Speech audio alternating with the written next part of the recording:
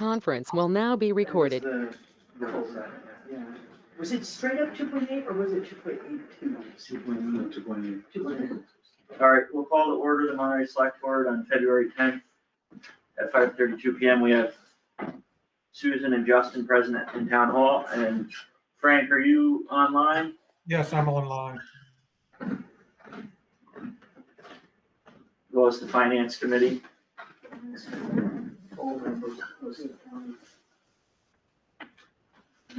So we have a budget meeting scheduled first, but we also have the police chief and we have the police budget, which is applicable all around. So I don't know if we want to get right into that. We can. Does that work? Does that work for you? To go over the whole budget? Diving into the budget? Yeah. I know you probably went over it with Yes. a couple people, but Here we are. Right. I don't have any of my stuff with me, but. okay, well, that's So fine. we can talk about it. I have this. Yeah. You want that? Sure. It's all the stuff that you sent me. Why don't you come up here? Oh, we're gonna see We're the yelling back. Yeah, this seat's already wired with electrodes and everything. Make sure the truth meter is all on. This is actually just what I sent, I emailed you, so I printed out this, just in case. I don't know if I sent it to you. Which thing is it? I can just pull it up. This is the same from last time I got. Is it the same thing? I think so, yeah. I don't think this is like feels like a thicker packet. I got his, Oh, I did PowerPoint he did a too. PowerPoint presentation in there. Right. We're gonna.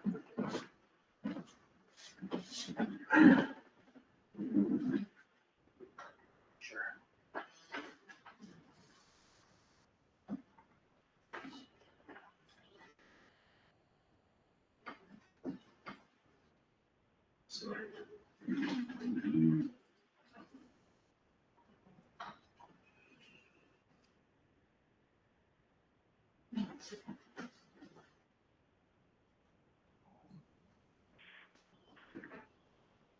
All right, so,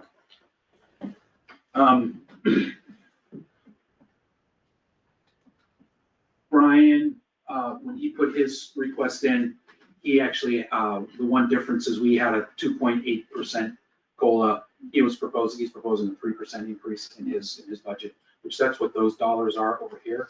The dollars right here are 2.8%.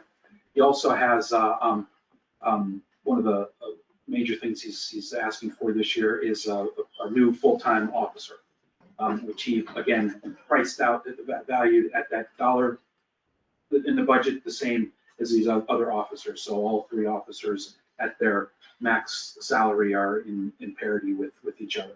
So I put in here, I just put the salary he put. It could be anything. And then budget-wise, it increased a little over 8.6%. A lot of that is in the, there's like some postage and mailing that went up there. A lot of it's actually in other expenses that went up significantly, and some business travel. And that has to do with the other expenses is the community events that they've been putting on. Every month they're putting on a brand new, they do a talk with citizens, and they have the shakers that they're handing out. They've been giving out tons of those. It's like every time they pile them up, they disappear. And uniforms went up a third, and dues and membership went up. And that's kind of sort of the driving. The software licenses looks like the percentage is wrong. It's just $19,000. It didn't change. Well, it was 17,120 in the previous No, one. those are the highs and the lows. Oh, gotcha, okay, Yeah, so sorry, these, sorry. so these Yeah, are the yeah. highs and the lows on that Sorry, budget. lost line. Gotcha, okay. Roger? Yeah, I got a question. According to my notes, when we talked, I didn't hear what you said earlier. The FTE, if we hired the one, it would better, I don't know if it's the right term, a rookie, someone new. And then we talked about the pay scale being different. And is that caught in your new numbers? it isn't, because in the numbers, I just put in the max, but there is a sheet that everyone has And then I emailed with the sheet that Brian put together that shows those steps that are taken. And Yeah, so- did we reduce the overtime? Because we talked about that. We didn't really talk about that, not at this point. It hasn't happened yet. Because I don't know if we can touch that until we figure out if the town is going to vote for that extra full-time officer. I think what he's saying is what would be helpful to us from a financial perspective is to look at 3 people with overtime for the coverage versus what that's projected cost, obviously, versus projected cost for 4 people. I think we did that, didn't we? One officer made almost 20,000 in overtime? Yeah. Was it? So we looked at the overtime, but it's hard to say how much that would get reduced, but that was the overall overtime. Well, all you can do is use averages based on previous years, because obviously it's gonna vary, right? My biggest, Susan, I don't think if you're going to add a person, I mean, we talked in the meeting last week about this, that some of that would help reduce overtime. So, I think we have to have a scenario that we understand if it stays like this now, we don't approve it, this is what it's going to cost with overtime. And if we do have a 4th person, the overtime will be reduced by X. I think it helps when we go to ask in the town meeting that, we're offsetting some overtime. It's just not, there is some savings here. And we're applying those savings to the budget. What's that? what did we use for overtime last year? Overtime last year, hold on, so it's this line item. And last year, used 33,831. Okay, But that includes, What else is that? that includes any part-time people that we had in it's there. part-time, it's the on-call pay, and it's overtime. Yeah. Yeah, I mean, I can certainly see in its current form shaving some off of it. I think, we're not actually asking, I don't think what he's asking is for you to shave that budget. What he's asking is to give us a package where we can compare the 2 scenarios. Mhm. So what would it cost to have only 3 people with estimated, what's the estimate, here's their salary, here's what we estimate overtime, and I'll call it not just overtime, but coverage, right? Because sometimes it isn't overtime, it might be overtime, but it might be you're saying you can't really get part-time officers, but Right. that would be included in that bucket. So the coverage cost for overtime and that, versus 4 people with the salaries where that bucket's obviously gonna need to be small, because the whole point of the 4th person is that 4th salary is providing the coverage. But that enables us to compare the overall picture, Mhm. even though the things are in different buckets. The other piece is and that doesn't discount all of the issues with keeping people and not wearing people out, because those are also issues. But when it comes to the financial piece, Sure. that allows us to do a little better job of apples to apples. And I know you can't always predict it, but if you look at how much that part-time officers was spent over in each year of the last 3, you might be able to come up with a reasonable estimate of that. I mean, yeah, in inflation, but Yes, I can certainly do that, have that ready for you next week. But coverage is like my biggest concern. I get it. We're stretched so thin that people can't take vacations. I can't take a sick day because I'm sick. I have a hard time going to classes and schools because I can't fill it. Because, Garrett over the years had part-timers that would come in and do that. I don't have that. So, and the overtime you know, Jen can only do so much as well, too. Or anybody, Right. it wears you out. Right. Um, That's my biggest concern. I can work some numbers and we will save money in that account with another person. I expect so. But we're stretched so thin that. It's not the only consideration, it just helps us to have that. Sure. I think there's one other piece that I think would be good to know is what, the question I can imagine people asking is, would that person really be fully utilized? Oh, In yeah, other words, are there 40 hours yes, for that person? yes. Okay, so it's not like, you know, when people say, well, can't we share that fourth officer with another town? Right. I mean, if you're already using them full-time, then obviously that doesn't work. Right, no, we definitely have, shifts for that. Hey, Brian, one question I had is the elimination of the part-time police academy, was that a state law? Or- Yes, that was statewide, and the thought behind that was that every single police officer in the Commonwealth is gonna have the exact same training. It's all gonna be the full-time academy. Now, can you see that that has hurt smaller towns? Well, it's tremendously. Okay. So has anybody been commenting on that? Because I mean, we are a small town and we just, the amount of monies that people want is, the budgets is Right. kind of endless. Well, we have spoken to the state and the Mass Post Commission, and we've lobbied all Western Mass chiefs, because it really affects us the most. You know, they're not prepared to do anything. Do the chiefs feel that the part-time, that the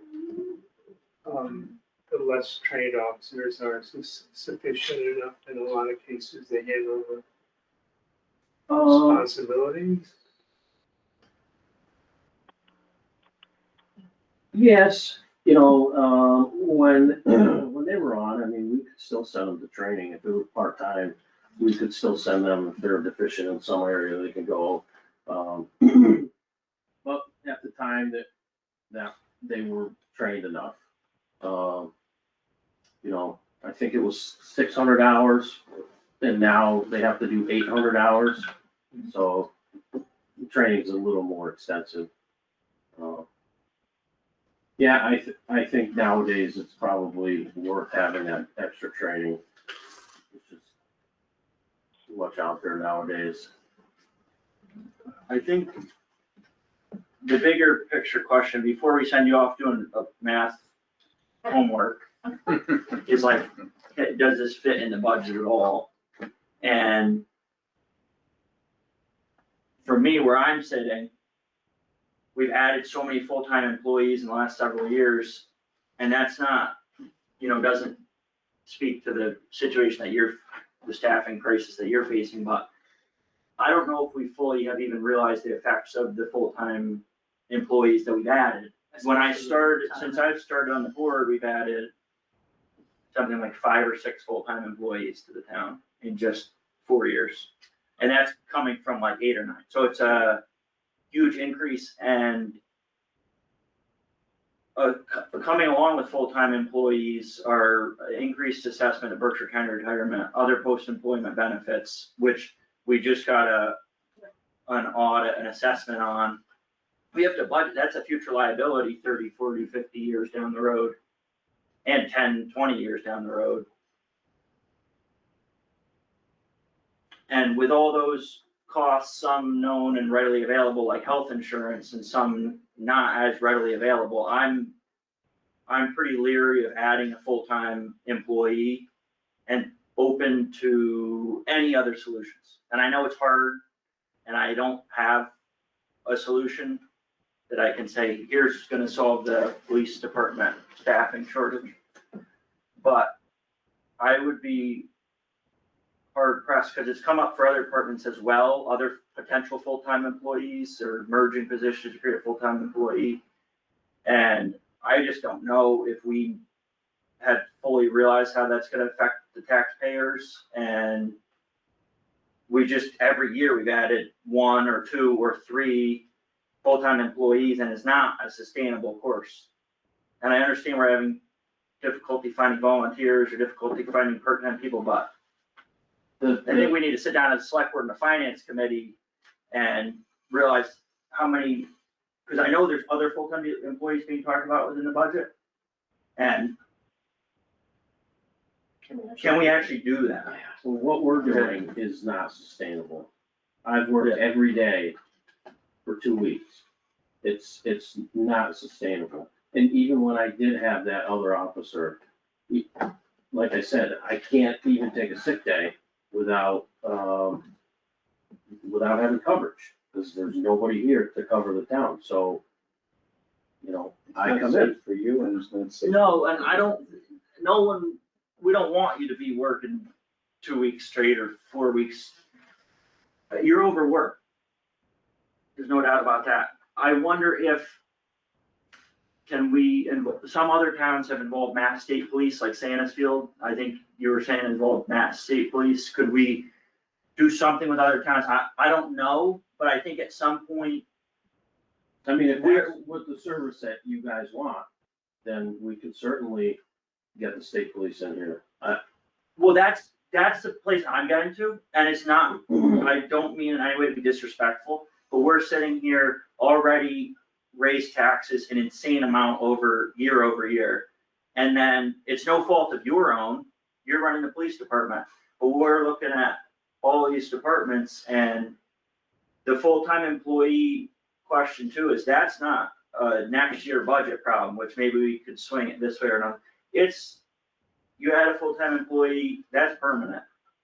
And we've done it so much, we've become addicted to adding full-time employees. And I don't know if this town, I mean, some people can afford it, but the other thing that we are constantly talking about is affordable housing and part of that is affordable taxes.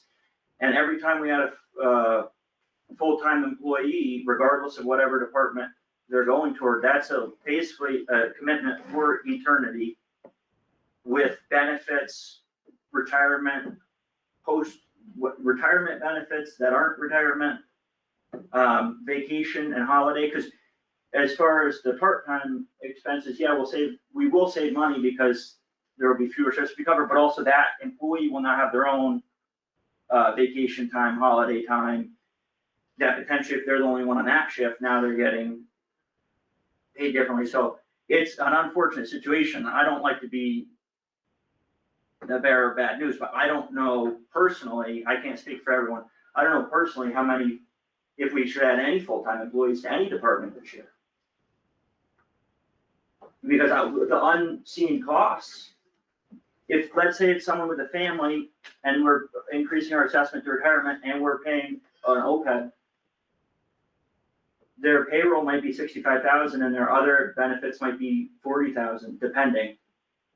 And that's $100,000 that the town's committing to every year going on. And I just don't know if we can stomach it. And I feel for you in the department, but I certainly am open to other creative things that both don't overstress you and the other officers, but also, yeah, maybe we need to do something different. That's where I'm at. I don't know, maybe other people say the money, we have the money for it. I don't feel that way. I really have no idea what the chief's workload is, because I don't always see them. You know, you can't be everywhere watching them all the time. But I keep hearing the expectations that were laid on the police department, and I'm wondering the root of that. In other words, what is the coverage? I have no idea. 7 days a week, 24 hours a day, I don't know, whatever it is. Right now, we have. I mean, I know you 24-hour have coverage. something in writing or some kind of written agreement or something, but I don't think that's publicized or people even know what that is. I'm just proposing that the expectation of as many hours as are being put in, is that what the taxpayers expect? Because I would guess, like myself, most taxpayers have no idea how many hours are being spent now at the town's directive. I don't think we have any idea. We don't. And even with 3 full-timers, I don't know where they're dispersed and how. So I think it might be worth looking at that, because the chief's directive is to look is for a certain level of service. That's what's driving the cost. And if the community is willing to accept a different layer of service, whether we like it or not, or whatever, that's really where the root of the issue is. What do we expect in terms of manpower? Yeah, I agree with you, because I think if we say with 3 full-time people, which includes the chief, that's 120 hours a week. We're short 48 other hours. Right off the bat. Right off the bat, without vacation, without sick time, without any leave time, personal Well, days or anything else. Just to fill everyone in a little bit, because I We're think expecting full-time coverage. it may be helpful, and correct me if I'm wrong, usually there's an officer on duty in the town from 8 AM to midnight. Yes, And then Brian usually is on call from midnight to 8 AM. that's our coverage. Yeah. 8 in the morning till midnight, then after midnight, I go on call. So if there's an alarm, I come in, pull the alarm. I like what Steve's analysis of how you might approach it. And I think that takes the pressure off of Brian if the taxpayers say, listen, we need an alternative solution. State police, 8 hours on call, ask the town of Marlboro if they would be willing to share services, or some of the neighboring towns. That's something, I think we gotta do those things. I think we gotta do it with fire. I think we gotta do it with the police. I just don't see us continue like we're going. I think that from the safety standpoint of the officers in the community, if you worked today all day, and then at, from what is it, from 12 to 8 in the morning, you're on call. Right. And a big thing happens, and you've gotta be, you worked all day till 8 o'clock, right? And then you're only pulling a 24 or 36-hour shift. Right. You may get a little shut-eye on the on-call part, Right. but if we had a big event happening, you've no shut-eye as the chief. You're right. Yes. And let alone when you're sick, let alone when you're entitled to some vacation. So I think we've got to brainstorm this in a thoughtful manner about how do we do this. Because what I'm concerned about with emergency services in all 3 areas, as many of you know, is when, God forbid, something disastrous happens, and then we say, well, we have to fix it, or the town says we have to fix it, as opposed to prevention. What do you think the best way to ask the town? Do they want 7 days a week, 8 AM to midnight service? Well, we're elected. We don't need to do a public survey, because it's our job to know about the police department, learn about it, talk to Brian, and come up with a solution. I don't think we need to put out a public survey. And some people, no matter what way we go, some people are not gonna like it, but it's not always about doing what people like. Some people aren't gonna like the tax bill, and some people aren't gonna like if we say we're doing state police or something with another town. But I think we need to come up with something that's realistic and sustainable and works for our staffing and our budget and our objectives of policing in this town. But something's gotta give, because the budget, I don't think the budget, unfortunately, through no fault of your own, I don't know if there's room. I think it's almost reckless to add more and more full-time employees, not for this particular department, but just in general, without realizing, we hire someone today, if they work for the town for X number of years and they retire, now we're paying their Medicaid, 50% of their Medicaid. There's all these things associated with having full-time employees that are not when they're part-time. We just don't have to worry about these decades-long liabilities. And you would know better than anyone. I mean, we went on we average over 1,000 calls a year. That 8 to midnight that's where everything happens. But, Jan and I can't keep going the way we're going. Yeah. What's the frequency of midnight to 8? Say sometimes 1 a month, sometimes 2 a month. It depends on the time of year. It's not 5 a week. No, I'm out of the loop, but finance committee is not involved in management, so we never see you and me. But I heard something about that you're down a police officer now, Yes, we're down an so officer there's right only now. two of you right now? Yes, Oh, well, yeah, no, what, obviously, that is the problem. That's not why- gonna be solved necessarily by a fourth person, but the situation we're in right now sounds to me like we are expecting too much from two people. And that's strictly a management decision made by the leaders of the town. What is acceptable coverage and what are we willing to give up? I don't see any way around that. It's not Brian to have to make that decision. It needs to be the direction and responsibility. If something happens when Brian is not on duty, that the town accepts responsibility for that delay. I whatever it don't is. want there not to be coverage. Like, I want somebody here from 8 till midnight. I don't feel comfortable leaving the town, without coverage. If you need lights and sirens coming to your house, you need lights and sirens coming to your house. Absolutely. And it's true for all of us, it's not just all of us in this room, it's true for all of us. If we need lights and sirens, we need lights and sirens, and we're gonna wait for the ambulance and GB to get there first. Right. Out of curiosity, I mean, you gotta pay your tax bill too. I know that Sandisfield has gone to the state police, sorry, they have coverage, what, 40 hours during the week? They have coverage during the day, Right, 8 to 4, and then, state police are on call. the rest of the time. Yes. And we know the problem with the state police, you did a good job of explaining that they could be on Alfred, they could be, Yeah, Mount who Washington, knows where. and if there's a. And they're gonna be an someone's hour just to getting- get here, it's gonna be like the fire at Getney Farm when, tanker was on its way, but God only knows when it's gonna get to the fire, those kind of things. My I understand question that issue. was if you have heard, like, through your connections in Sandisfield, if you have heard anything back about how. I don't know, no, I really know very little about it, Right. and all to say, I don't know the answer, but I don't know if the budget, if this is gonna be a realistic way to go through with the budget. And I don't want you to go and crunch numbers all week to come back next week and you figured out, okay, the overtime budget can be $34,000, and we say, well, we can't handle it because of the other benefits. I'm not at a place, at least personally, I can't speak for everybody, where I'm gonna ask you to go crunch numbers for the week to figure out exactly what the overtime budget is with a new full-time employee, because I don't personally feel like we can handle another full-time employee in the budget. And so For the then, town, what's that, for the town. for the I town? don't feel like we can get another full-time employee townwide. Yes. Got it. Yeah.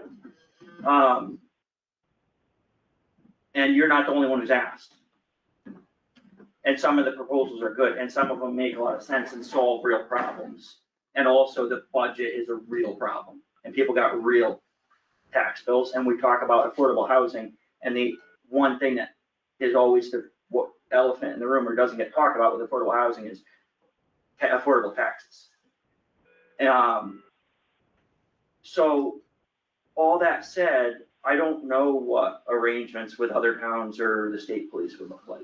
You would know better than me. I don't know if other towns have agreements where they cover each other. Well, say New Marlboro, we're not gonna, towns don't take advantage of each other, like, if I need to cover for him for a couple hours, no problem, or a couple days, but we can't count on them to do our patrolling. And the state police, like in Sandisfield, we could just clock out and say, put state police on call, and then whatever happens, happens. But being on call is different than actually having a state trooper in the town.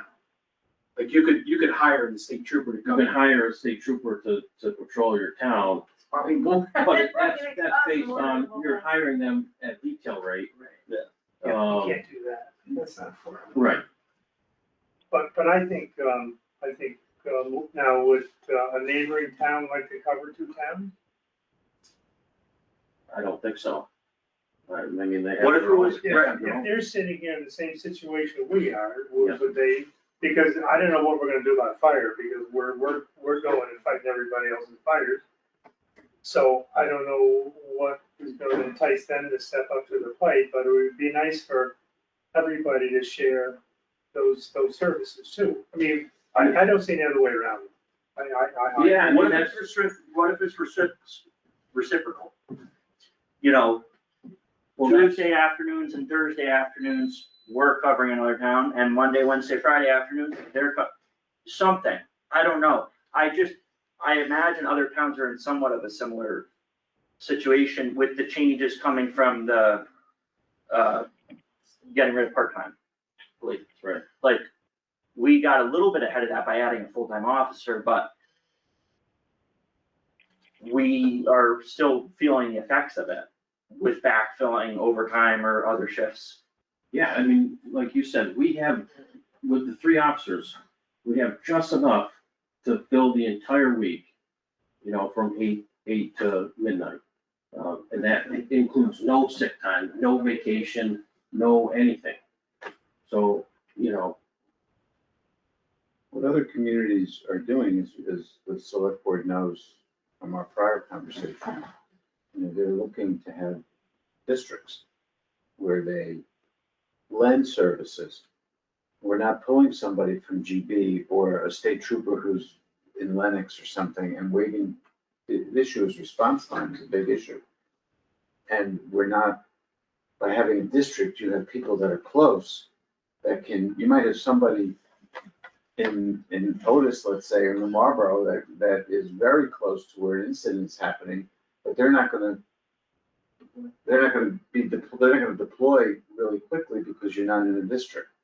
And it's like that, and then each town is buying cruisers, is buying radios, is buying training and duplicating services. You don't get the efficiency of scale. Some other things, but one thing that's happening around the country in departments large and small is they're doing some overlap and having some districts, and the same thing with dispatch and what have you, a lot of the services that are costly to try to benefit and to keep response time low rather than wait for, with lights and sirens, you can't get here from Lennox. right, Even as a state trooper, as fast as you can get here from New Marlboro. Right. When the problem might be 3 miles away from where you are in New Marlboro. yeah. I mean, I like that, I think it's great, but I don't see it, it just, logistically, I don't see it happening with the jurisdiction. You know, Yeah, you'd have to be appointed in every It town, would have to. but yeah, it'd have to be a huge It might conversation. take years to Yes. put it together. But there's not only so many places you can yank at this. So either you have less response time, less coverage from people who are exhausted, which is really bad all the way around. You know, maybe the issue isn't tonight, maybe you had some regular things tonight, but you're on again tomorrow, if that was perhaps that's your calendar, and you're on again tomorrow. And now it's late tomorrow and you've worked both days and the night in between. Right. And you're on tomorrow. So you either have you have problems with response time, you have problems with safety, or you have problems with the expenses and paying for what you might need in some way. Or you need a plan that you can build out over 3 years. Because I agree with you completely. I think the problem becomes that at the end of the day, it's either a long-term effort at a solution, which is, trust me on this, you feel like Sisyphus, because you have to get too many different groups of people on board with the same plan when no one can even agree on what that plan should be. Which might be years in the making versus a problem that's in your lap right now. So I'm not disagreeing with you, I just feel like it's hard to know how to grapple with this particular monster. How big are the police forces in New Marlboro and others?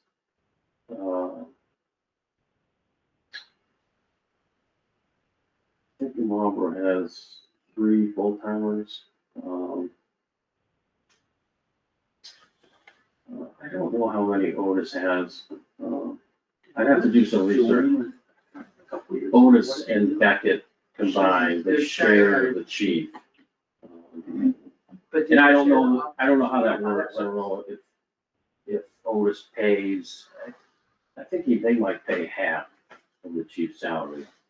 But they have their own offices. They have their own officers, yes. So, and I don't know if they can go float between towns. I don't think so. I think Otis stays in Otis and. I did do some research last year about comparing towns, and Monterey is on top of the heap in terms of percentage of budget spent on police services. So we know we're already leading edge in terms of the size of the town and expectations. And I'm not opposed to that being that way. I feel like especially property owners who are not always resident, they don't have a lot of say in our budget, but nonetheless, they appreciate having protective services. So I don't know. I don't have a problem with our being at top of the heap, but we're talking about really jumping on a very big jump. I just have, unless we reduce our expectation, I know how the chief feels. I heard him loud and clear. But Yeah, you no, I can't do agree. this with two people. Even if it's just temporary till you get a third full timer back, it doesn't make sense to press them like this. Right. It's really not right. Just because they physically may be able to hold up to it, they're strong people. But I don't think it's right that they're having to put that in just because they're only a 2/3 force. It's expected to provide the same number of hours. And I really feel it's up to the management of the town to reduce those hours to about its expectations. I know what you said, Chief. I heard you and I felt it deeply in my heart. I know you mean it, and service is something vital and important to you, but you can't sustain this. It's the problem with the model, because you have 3 people. So 1 person out is a 30% decrease in force. If you had 1,000 officers in a large community and 300 were out today, or 333 were out today, the community would be going, oh my God, how would you have 1/3 of our force is gone? But we have one sick person, or 1 person leaves to go back to Texas or It someplace. seems to me at least until we get a 3rd person up to speed, hired and trained, maybe whatever, there needs to be an adjustment in the expectation of this coverage. So if you call the state police, are you asking them if they will, or are you saying that we are in need and we're asking you to come and we're asking to be on call? So we would, if there's no coverage, say we want to take the weekend off. Yep. We'll call our dispatch and say, any calls that we get, run through the state police. Okay. And then, that's where you get, they only have 2 cars on, and their area is, Mount Washington to Pittsfield, down Dalton, so you just don't know where they are. So if something does come in, you just don't know their response time. Yeah. I want you to know that nobody here doubts your dedication. I don't want you to go away feeling, they didn't hear me. Right. We also face the voters. We're all elected here. So we're the ham in the sandwich here. But I don't want you to doubt for a minute our appreciation. I know I feel that, and I've heard nothing but appreciative comments about what you do. I don't want you to doubt for a minute. And I also don't like the idea of you putting in those hours, because I don't think it's efficient. I don't think, and I know you burn it, and it's admirable. It's your baby, and you don't want the baby to go untended, we get it. But you can't, how long till the 3rd person's back? Well, that's the thing, my plan was to ride this out until town meeting, put another officer on, Right. right? And then this 4th gets approved, and then Cole graduates the academy in August, and he would be our 4th. You can't do this for another 7 months, dude. Well, I would only have to make it to town meeting, so that's That's nothing. No, that Because you could be know July that- First. Well, I can fill Melanie's shift right now. Well, I could fill Melanie's shift after town meeting, because we don't know if it would pass. Do you have a person that you know would be interested? I think so. Why do you have to wait to town meeting to fill Melanie's shift? What am I missing? It's because you don't know if we're gonna have a 3-officer or 4-officer. Correct. rotation. And I But I Melanie's. really would like that hometown kid to work here. You know, Are you trying to get him in right, to that as shift that fourth. at fourth? So what about filling Melanie's position with somebody else for third? That's already in the budget. Yes, but if it doesn't pass, then he's out of a job. If fourth doesn't pass, then he's out. Yes. Then you would think you would struggle through till August, but That's putting an awful lot on the line, that's putting a lot of expectations. I mean, I know you're trying to plan for that, Right. but boy, there's a lot of ifs with employment today. Well, I mean, I think I can find someone to replace Melanie right now. You know, we could do that. But, That's what's in the budget. you know, in August, when he graduates, I mean, we can put him on part-time, but Well, if There's a one lot of of the people other hiring. officers step down, we're investing a lot in him. His equipment has already cost us quite a bit. I mean, and hiring someone for, I'll say March, just because it's handy, March to August, through the end of August, also doesn't make sense, because. No, they'll they do be the job, full-time, Right. they'll have Melanie's position, so they'll work full-time. But you can hire someone for a period of time knowing someone else is gonna come in, but they'd have to leave, the finish was, they'd have to then leave their current job for another job, and then that job would have a limited time. So it's not, doesn't make it an attractive position, that's my point. A 6 or 7 month full-time job that you know is going to end at that point. No, he would be full-time here. It would be Right. Jen, this potential officer, and then. I was trying Cole to would get be you the fourth. coverage between now and Right. Cole's graduation. Yeah. That's- My point is, I don't think that works. So, Shutting up. so here we are, we got 2 things going on. One is the long term and one is Right now. right now. Everyone is in agreement that if there's some solution for you to not work too much, we wanna do it. I know that it's that's a hard pill to swallow, and we all see how dedicated you are, and we appreciate it. But if you can come up with something, we wanna help so it's sustainable. And then 2 is my sense is no full-time employee in this budget cycle, no additional. That's just me. But if other people wanna weigh in, if you have a feeling of where you're leaning, that way we don't lead Brian down a path of one thing and then switch it up on him in a month. That's just my sense. But if other people are still thinking about it, we don't have to decide tonight. But that's where I'm at.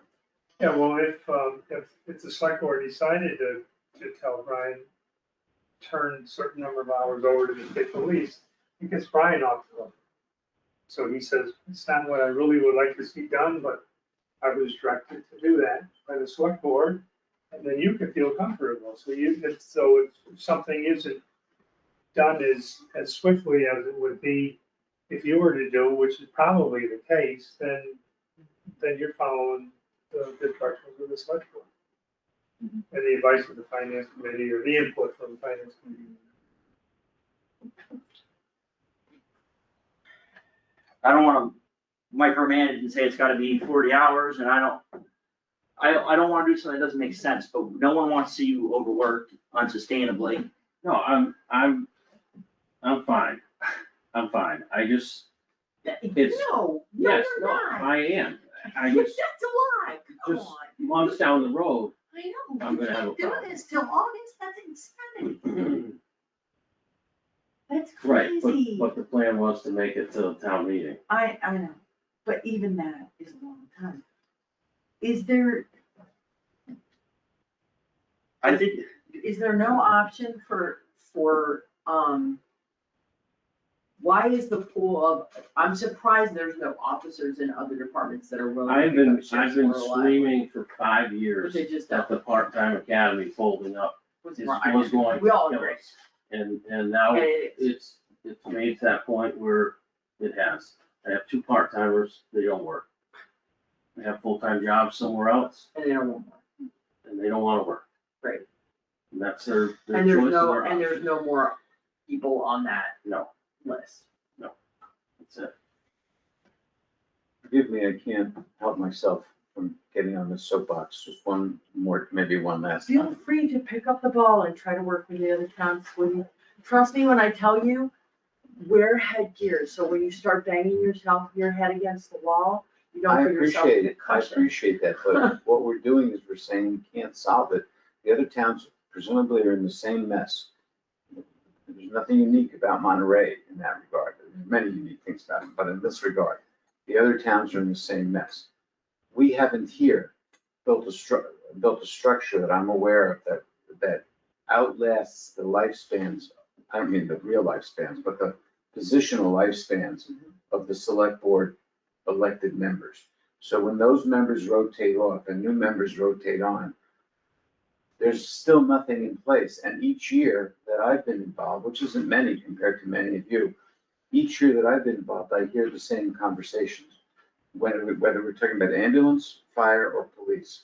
And it's the same conversation that goes around, that we don't have enough funds, enough to provide the kind of emergency services that, and then you talk about the tax rate, that our tax rate demands, in the sense that we provide, because we have a relatively high, if not one of the highest per capita tax rate. I don't know the stats on that, but because of our tax rate, because it's untenable for many people, and we've heard that at these meetings, and what it's gone up in 3 years or 4 years.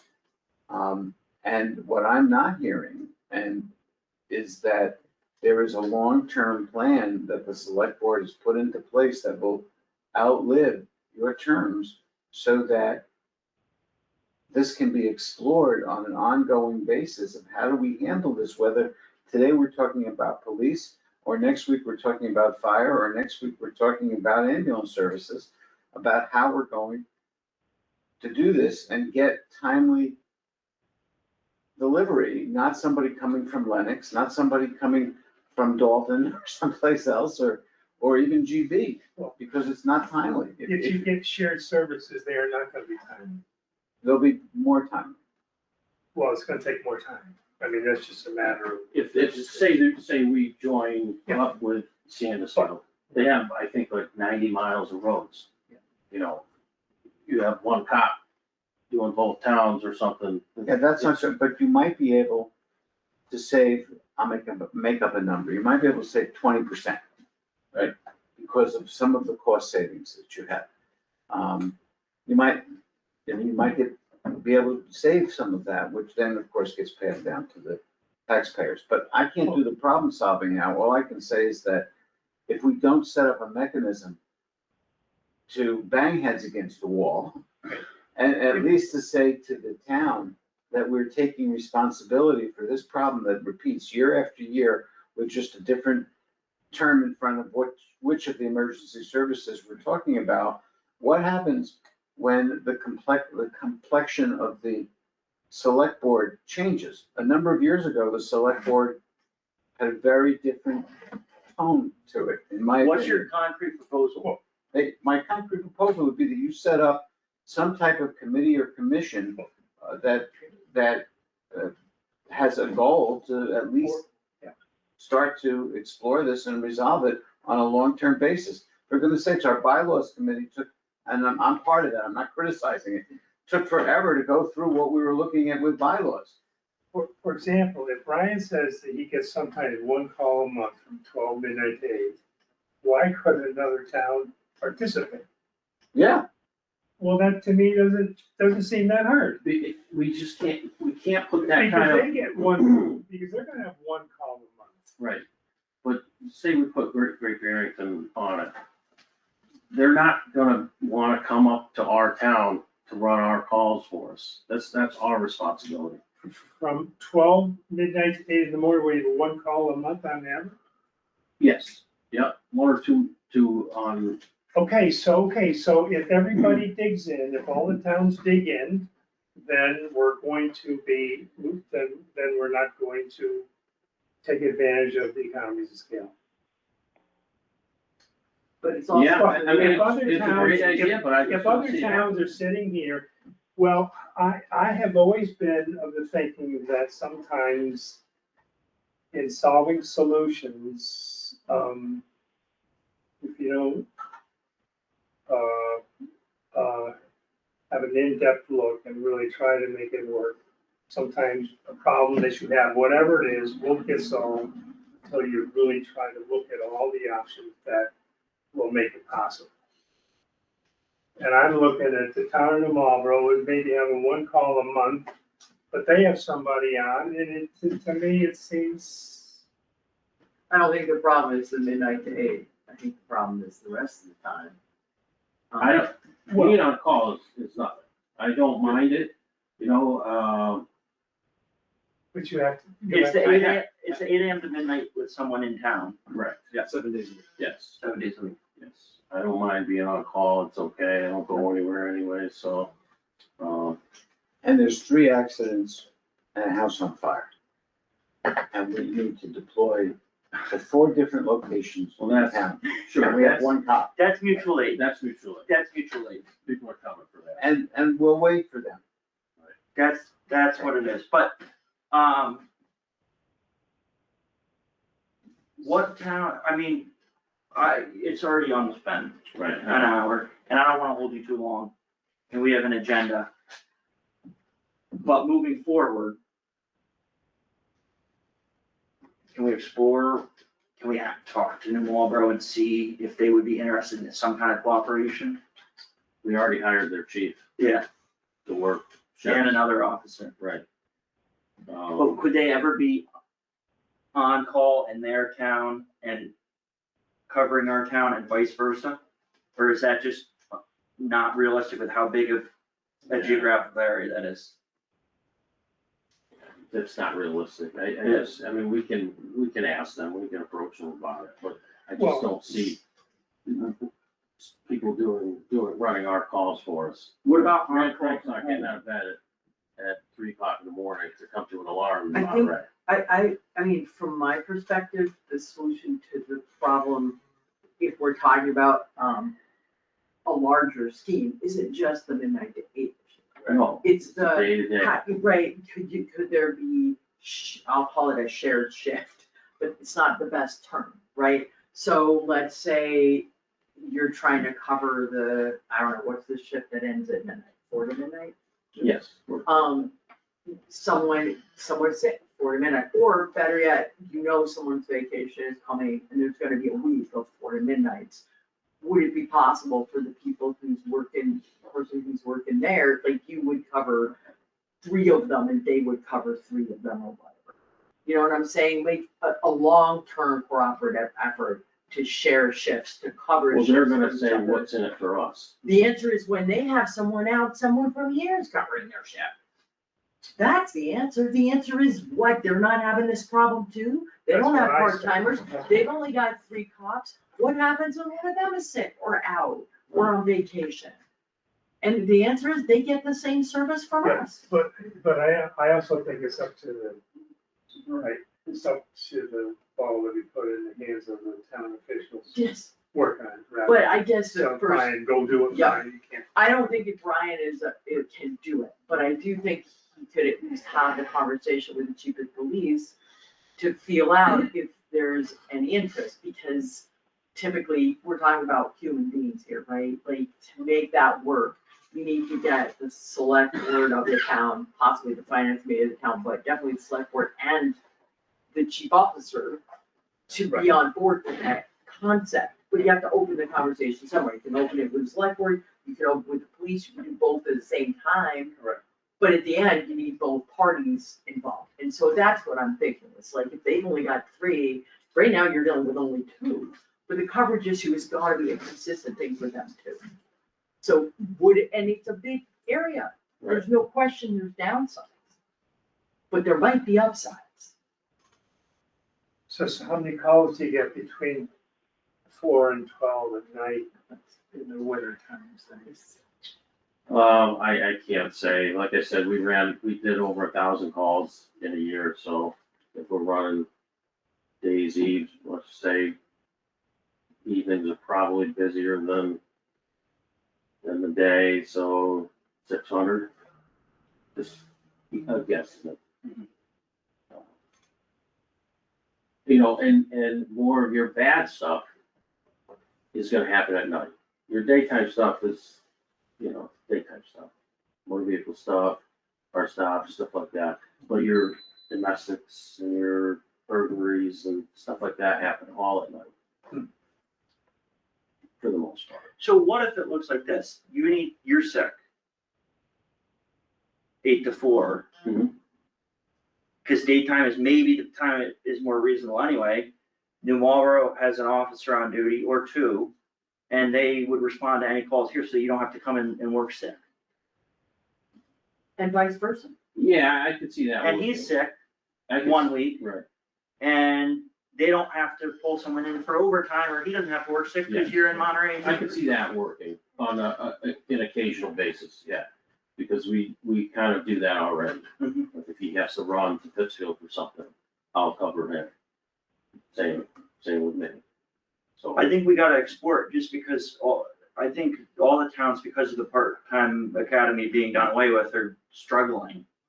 And we can all increase our budgets and get more employees but there are only so many go around, and then we're all just paying a ton of money. And I don't know, sharing, I think it's gotta be something we look at more.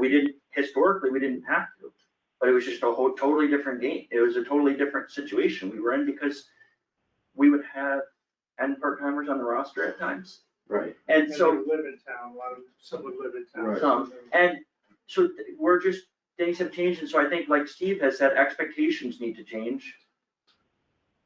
And it's not a fault of yours or anyone on the Monterey departments, it's just the law has changed, the whole landscape of policing has changed. And we have two options, we can let it hit the budget, or we can adjust expectations of services. And that's, at the end of the day, that's what we're at. Like, if we had an unlimited budget, I mean, with a growing town, I would think you want more than less. Problem is, we're not. We're not expanding, the houses aren't being built.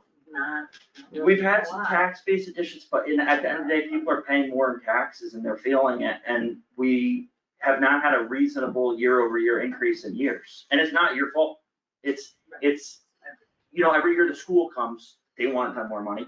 Every year the ambulance comes, they want a ton more money. And before we've even looked at anything in this town, we already have a very reasonable increase to the budget. Which is supposed to be 2.5% by state law. And we're looking at, healthcare going up 8-something%. Just for Yeah, your knowledge, in the last 4 years, the budget's gone up the taxes have gone up about 40%. Like the bill that somebody pays. sure, I can totally understand that. So, yeah, I I figured you're understand. probably seeing it where you are too. Yeah. So that's like what we're fighting. But Alright. no, we're all like, let's Good. go hide. Yeah, I'll figure it out, we're good, no problem. We wanna help you, Yeah, no, I and understand, we appreciate you. yeah, And I know it puts you in a tough spot, I know, because Monterey's operated away for decades. But we're at a crossroads. Yeah. And the detail, I don't think anyone, do you have any questions on the detail rate increase? Frank, did you have any questions on the detail rate increase? Did I? Yeah, No. all right, so we'll do that, we're gonna meet with the finance committee, but unless you have anything else to add on that. I'll approve the detail at that. Yeah, what is the increase on the detail? 65, 60 to 65. And there's And no, are there minimums? Yeah, On everything is 4, anything over 4 is 8. So they're getting 85 an hour pay work. 5 hours a day or something. No, so it'll be 65 an hour up until 8 hours. And anything over 8 hours is time and a half. But if you work a half an hour, you get paid for 4 hours. If you work 4 hours and 15 minutes, you get paid the whole week. But, the town it doesn't affect the town really whatsoever. We actually get 10% of every detail that's made. Plus we charge $25 an hour for the use of the cruiser. So, And are flaggers allowed, and are they allowed if they're? flaggers that's gonna be a few select board meetings from now. I'll propose that. But yeah, because I don't have the part-timers to do details. I have a detail in town Thursday for the power company, and I have to get cops from Otis to do it. And we're missing out on that money, and they're getting it, so. Because I've always felt that young people who get their doctor's degree, and then they can go to flagging school and they can wait for Right. $30 an hour or whatever, and I've always been supportive of that. Yeah, Not that we want to put them on 23, but I think some of the side roads and stuff, so I hope that I'm all for it, would support that. yeah, All right, thank you, Brian. okay. Appreciate it. Thanks, chief. Thank you. They won. Can we get into other person's budget? Roger, do you have a way you wanna? So we talked about, kind of going down. So what I've done is I have all of the spreadsheets for each department, and I basically divided that between payroll and expenses.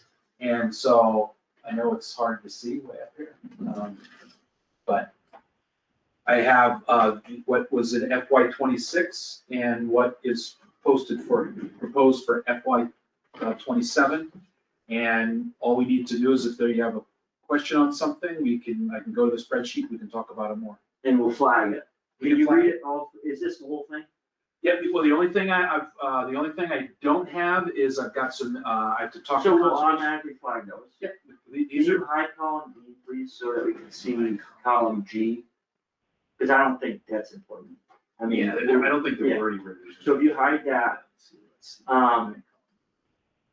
you can see what we approved last year, requested this year, the dollar change and the percent change. There are some notes over here. Yeah. Roger's gonna read them. If you have any questions whatsoever, whether it be, I think that's too much, I think that's too little, I thought we agreed, whatever it may be, just as Roger reads it, say hold, and then you'll put yellow on the thing, and then we'll go back through. I'm gonna be annoying, since we've already have been here an hour. I think one year we did this by, everybody got it and we had a chance to look at it and flag the ones, so that when we came in, there was already a. We can do I don't that. mind doing this, I'm kinda, you're. I mean, we have just 2 go for it months, and do it. we have 2 Right. months. Yep. And that's a lot of time, and it's a little bit of time. Right. I kinda wanna get a preliminary sense, and that's not to say everyone could go home this week and take a closer look at it and come back with any additional items. If you don't hold it That's fair. tonight, Yeah, doesn't okay. mean we That's can't fair. talk about it in previous weeks, but why don't we just get a, And I'll be sending out a link email so you can Cool. click on this and see look right at it and be able to see, even go and see the spreadsheets. We might have access to the town computer, because I don't have that. So I'm going to send you an email, and this is all up in the cloud, so it's gonna take you there and hopefully work. So I had some trouble today and had to call the IT guy to help me out with some things. It basically worked last year. So I can just start off, the moderator, you want me to just say the FY26 and FY27? no, just say requested, I think. Oh, so the FY27 moderator is $413.78, that's 2.8% increase. The constable hasn't taken any fee in, I don't know how long, for 3 or 4 or 5 years. Office assistant, again, that's in the town hall, that was the 2.8%, 17,088.83, and it's 14 hours a week. The overall, the office expenses didn't go up. all the wages, these gray, items, lines will end up going out of this. This says those wages last year were actually moved to the office assistant in FY26. The select board stipend is $17,839.34. That again is a 2.8% increase. The select board expenses, I believe if we were to look at that, I think had a lot to do with postage and mailing and that sort of stuff. So that went up 2.49%. Mailing, isn't there a town meeting warrant mailing line that's separate? No, there is one for mailing, we do Town that meeting warrant? for time meeting warrants. Yeah, I mean, we can go dive into. No, it's, don't dive into it. Grant writing, I appreciate the idea of giving the grant writing line a 2.8% increase. It is, we view it as a payroll like a person, but we don't hire this person, they're a 1099 employee, so they're not really like an official employee. I don't know the value, and I like the guy, I like the work he's been doing, but is there value in saying, okay, we're gonna give this person we're gonna give this line item a 2.8% increase simply because it happens to be in as like a payroll. Yeah, we don't need to. So I'm gonna flag that because I'll put it back to. Maybe we should rename it. right? We didn't use the COLA stipends. We should just call it writing fees, it's consulting fees. Writing consulting. That's a good point from Steve. Yeah. 1 second, I just have to Oh, see what is this? where the color is now. Hold on a second. Oh, it's right here. Although some people that used to be W-2 regular employees also would So- do this. So what did you say we should call it? Consulting. Grant writing consultant, It's just calling it wages automatically implies hourly. yeah. Just so that's why I thought they got away from With wages. benefits and all kinds of stuff. We'll just change the name, that'll be it. The grant writing expenses was $250. This is a town administrator wage, this was the 2.8% increase, was $98,204.32. Town administrator expenses stayed level at $3,000. Finance committee clerk, it's been $1 for a long time, unless you guys wanna hire a clerk. you know. Well, when we hired an office assistant, they were supposed to clerk for the finance committee and the planning board. Yeah, So I don't know what the current operational looks like, but if finance committee needs someone to take minutes, maybe we could explore if it's. I take minutes and type them. That's the thing, is that people come and go from boards. Yeah. Sometimes someone on the board wants to take minutes and sometimes they want someone else to do it, so. I can look into I don't know if the 14 hours right now, we'd have to look and see how that would kind of work with the different committees, but it's not a lot. I mean, finance committee. Well, it sounds like it's not a concern. Bought cookies and punch when they did a little budget meeting, which I don't think we need to do. Well, those are finance committee expenses, just give me the receipts and we'll get you paid. I know, but I don't see why we have to feed people to hear about the budget. So we level funded that. The town reserve fund is $30,000, that's what it's been for the past few years. Oh, decades. And I think there may have been once in the past Oh, 7 it's been years. decades. It's been 30,000 as So- far back as I researched it. Town accountant expenses was $44,400, and that's based upon the contract expiring 9/30/2026. We put a hold on that one. The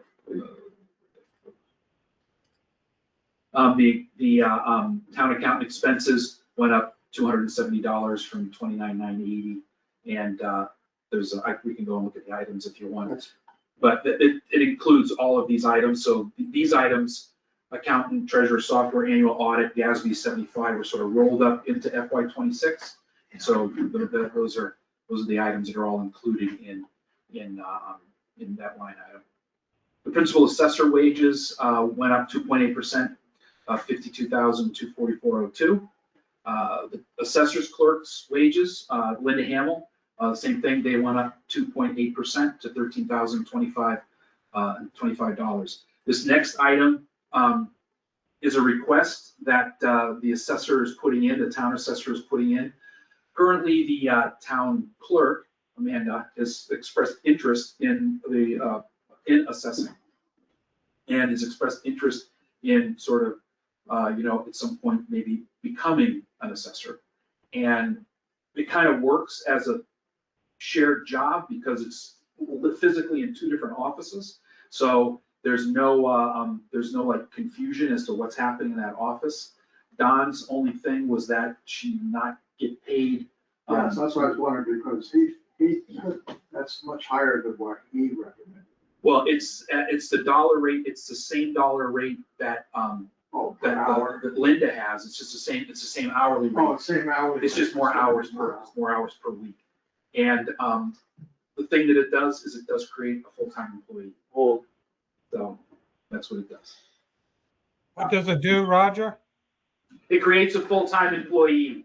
Because she has two jobs with the town. Yeah, and it gets her on average over 19 and a half hours. She gets her pension and health, she probably doesn't want health insurance. She says she doesn't want health insurance, But she'd be entitled. but she'd be entitled to it, but it gets her into the retirement system. You really need to give some thought about what happens with Don. I mean, he's my age, and I can tell you, but we Yeah, get to be about 80% mental capacity, and it's gonna be hard. so it's, right, You're still 100. and it's just maybe, with his leaving, we end up going with the third party, to take care of those things.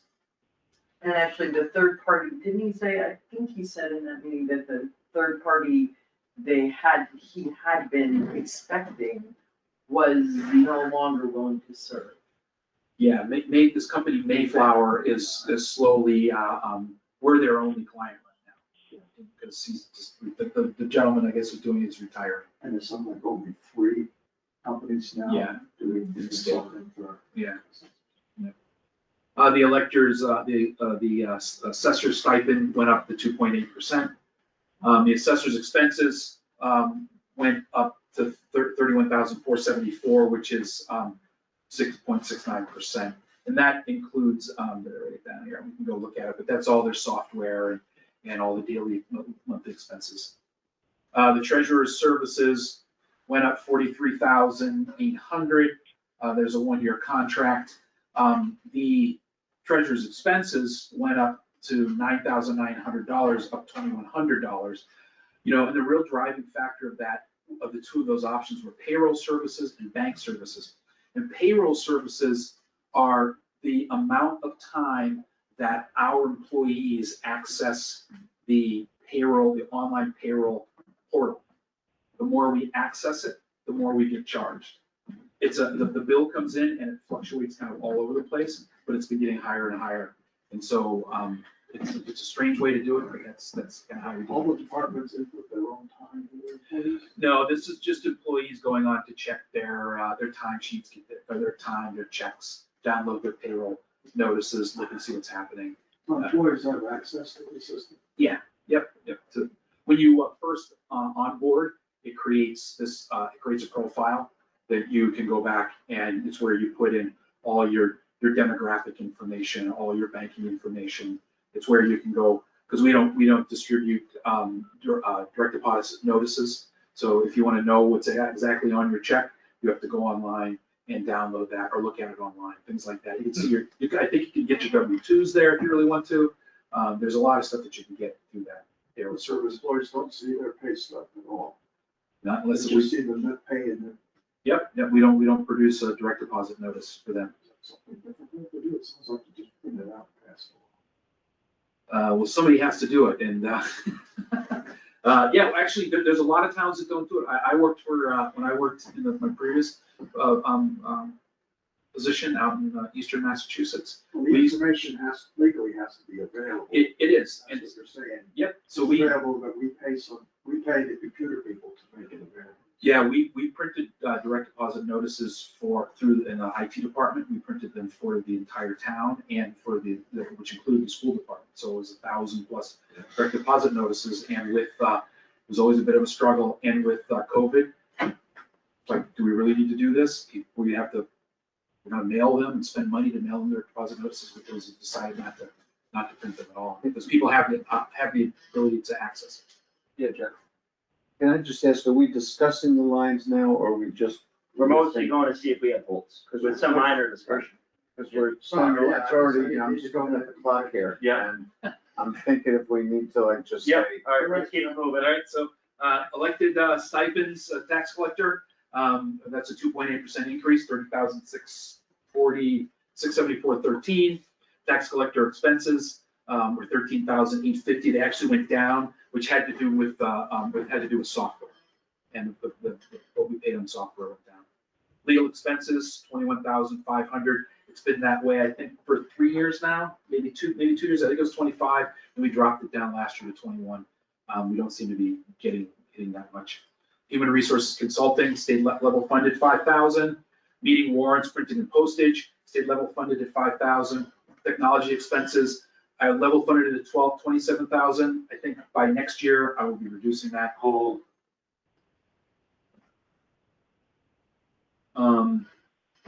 Tax title services, $2,500 level funded. I will note that Mari, the tax collector, did bring up that you could actually create a revolving fund for tax title legal services. I think it makes sense. Why don't you put a hold on it, I'll explain it, I know what, it's So- kind of an accounting timing problem. Yeah, so, yes, so, We'll have to figure, Property, you have to hold we'll have to figure out at a later date. yeah, because, So it will so, require something on the ballot. Yeah. A revolving fund. Revolving fund, yeah. town clerk's wages, went up that went up, why did that go up? The assistant town clerk went. I'm gonna have to put a hold on that. Are we gonna pay someone to be assistant town clerk?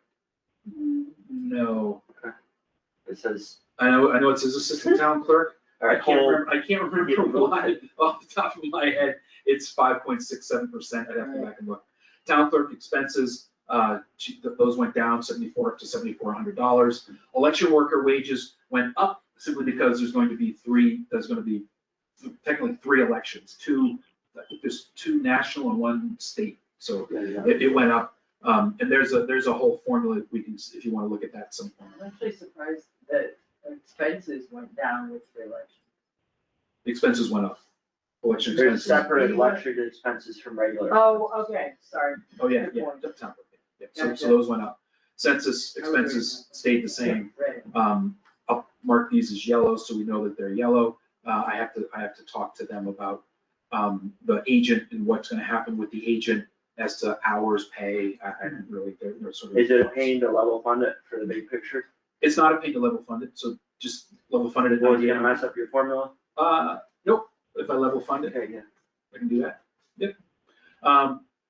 Planning board expenses, it went up, it went down a little bit because I lowered one item, like $100, $175 or so. So that's down, part of this regional planning assessment. Board of Appeals clerk, the same thing. ZBA level funded $1, Board of Appeals expenses, $100. Town offices expenses, 38,050, up $500. And the town report expenses, I just increased it up to $1,500 from $300 because we've kind of gone over that budget a little bit every year. Last year, we went over it a couple $100, I think it was, or $150. So I just brought it up to that. Roger, can you hold on planning board expenses and BRPC, because Planning board expenses I'll here. talk to you later, but it doesn't make Right sense. here? Into the protection, so police chief, that's a 2.8%. It also brings into parity all the other, myself and him are at the same.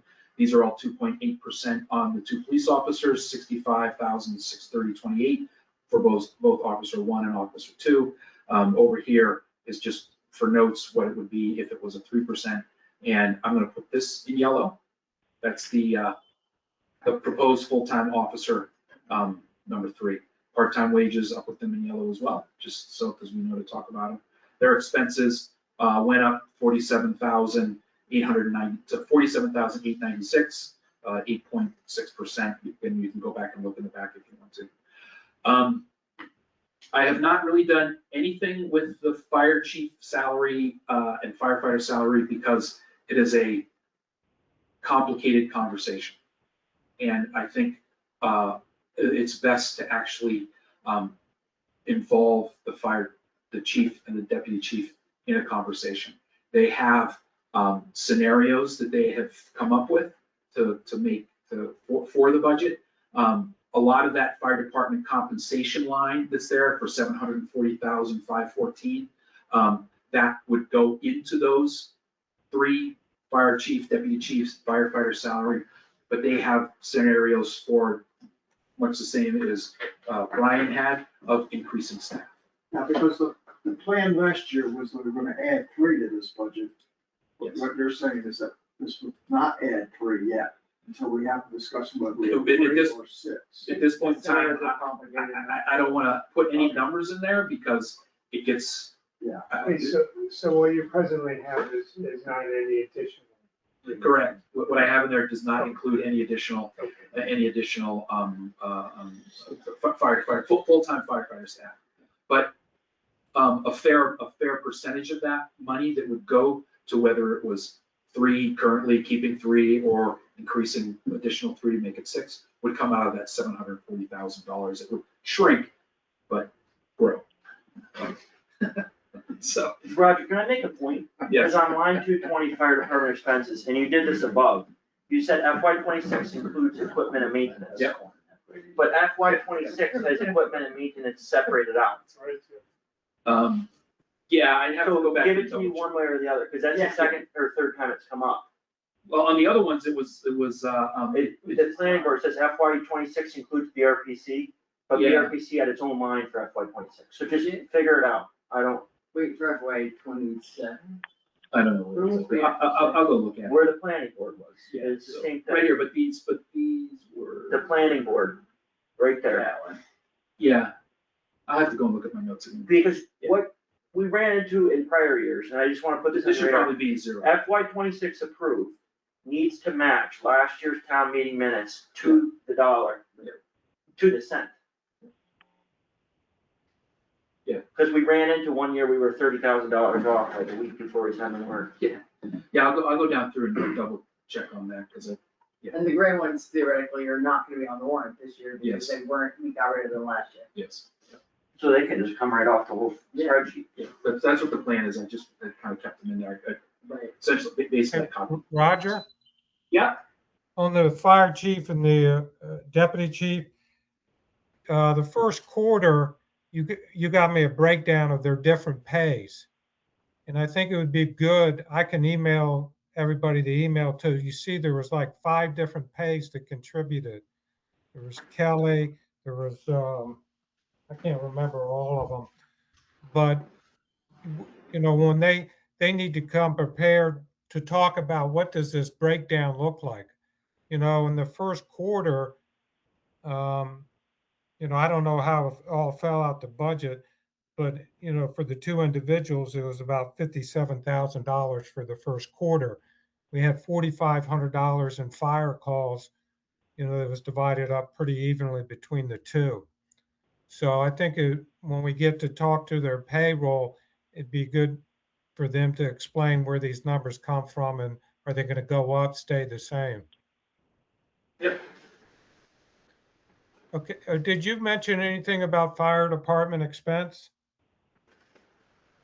No, you mean specific to fire facilities, Yeah, or like the lease? No, we were Yeah. just getting there. So okay. I could put a hold on that, so we can talk No, about I it mean, later. I wanted to hear, I got some comments about it, so I'll let you talk first. I was just saying, we're just kind of gonna go through and find things to talk about next week. Okay, And that might be one, because I know you have some concerns about that. yeah, the expense side, one of the issues you know, and I've told Chris this, and I don't know if it was discussed in the budget meetings you guys already had, that I personally believe the lease needs to be ended, and then we go to line items and we cover the fire department like utilities.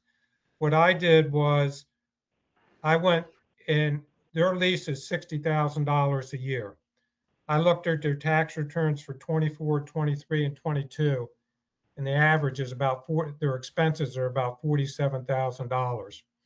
And my concern is that their department should be treated like the police department, the Department of Highway, and that we should not pay more than what it costs to maintain that building or the utilities or whatever. And they should be a budget request. And that my personal belief, like I said, is, that we need to do away with the lease. And I told Chris this already in a meeting on January 9th, that I was going to bring it up during the budget process.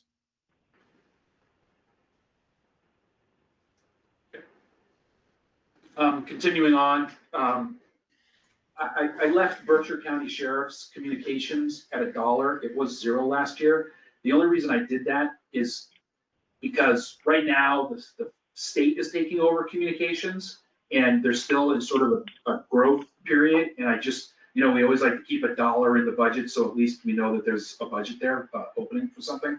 Because I have no idea if 4 years from now the state says, now we need $10,000 from you. So because this is all brand new, they're in their first full year of getting there. Building inspector wages up $47,000 to $47,045.28. That's a 2.8%. The alternate building inspector wages state level funded. Building inspector expenses went up $130 to $9,262. The expenses for the plumbing and gas and the wiring inspector respectively went up or were level funded. And the Southern Berkshire Regional Emergency Planning Committee fee that we pay, dues we pay them, was level funded as well. Animal control dog officer wages is $1. The animal control dog officer is Brian. So, and the animal control expenses is state level funded at $500.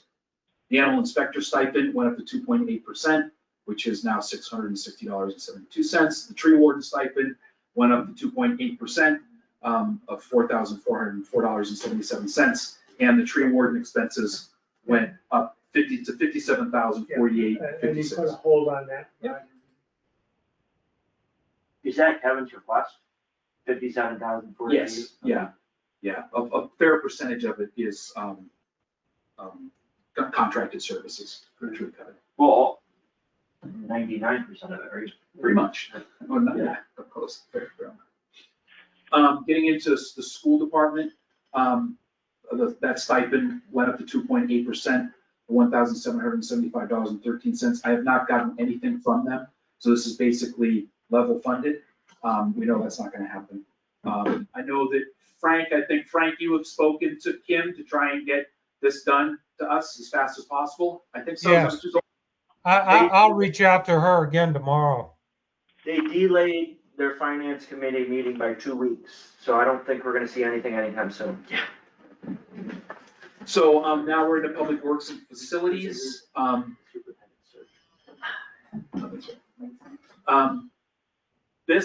It's high because there had been a conversation about bringing the director of operations salary up to parity with town administrator and police department, the police chief. So that's what that does. Brings up to there. The foreman's wage at $70,992 went up because Alan, the director, superintendent down there, wants to bring Pete's, this foreman's wage up into competitive with surrounding towns, which is about $33 to $35. He picked 34 in the middle, and that's where that raises up. The Highway 2, right now, right now it's 64,683.30. That's what it is right now. What is the hour per hour? It's like $30 and change, 31 and change. Okay. So he's 31 and change.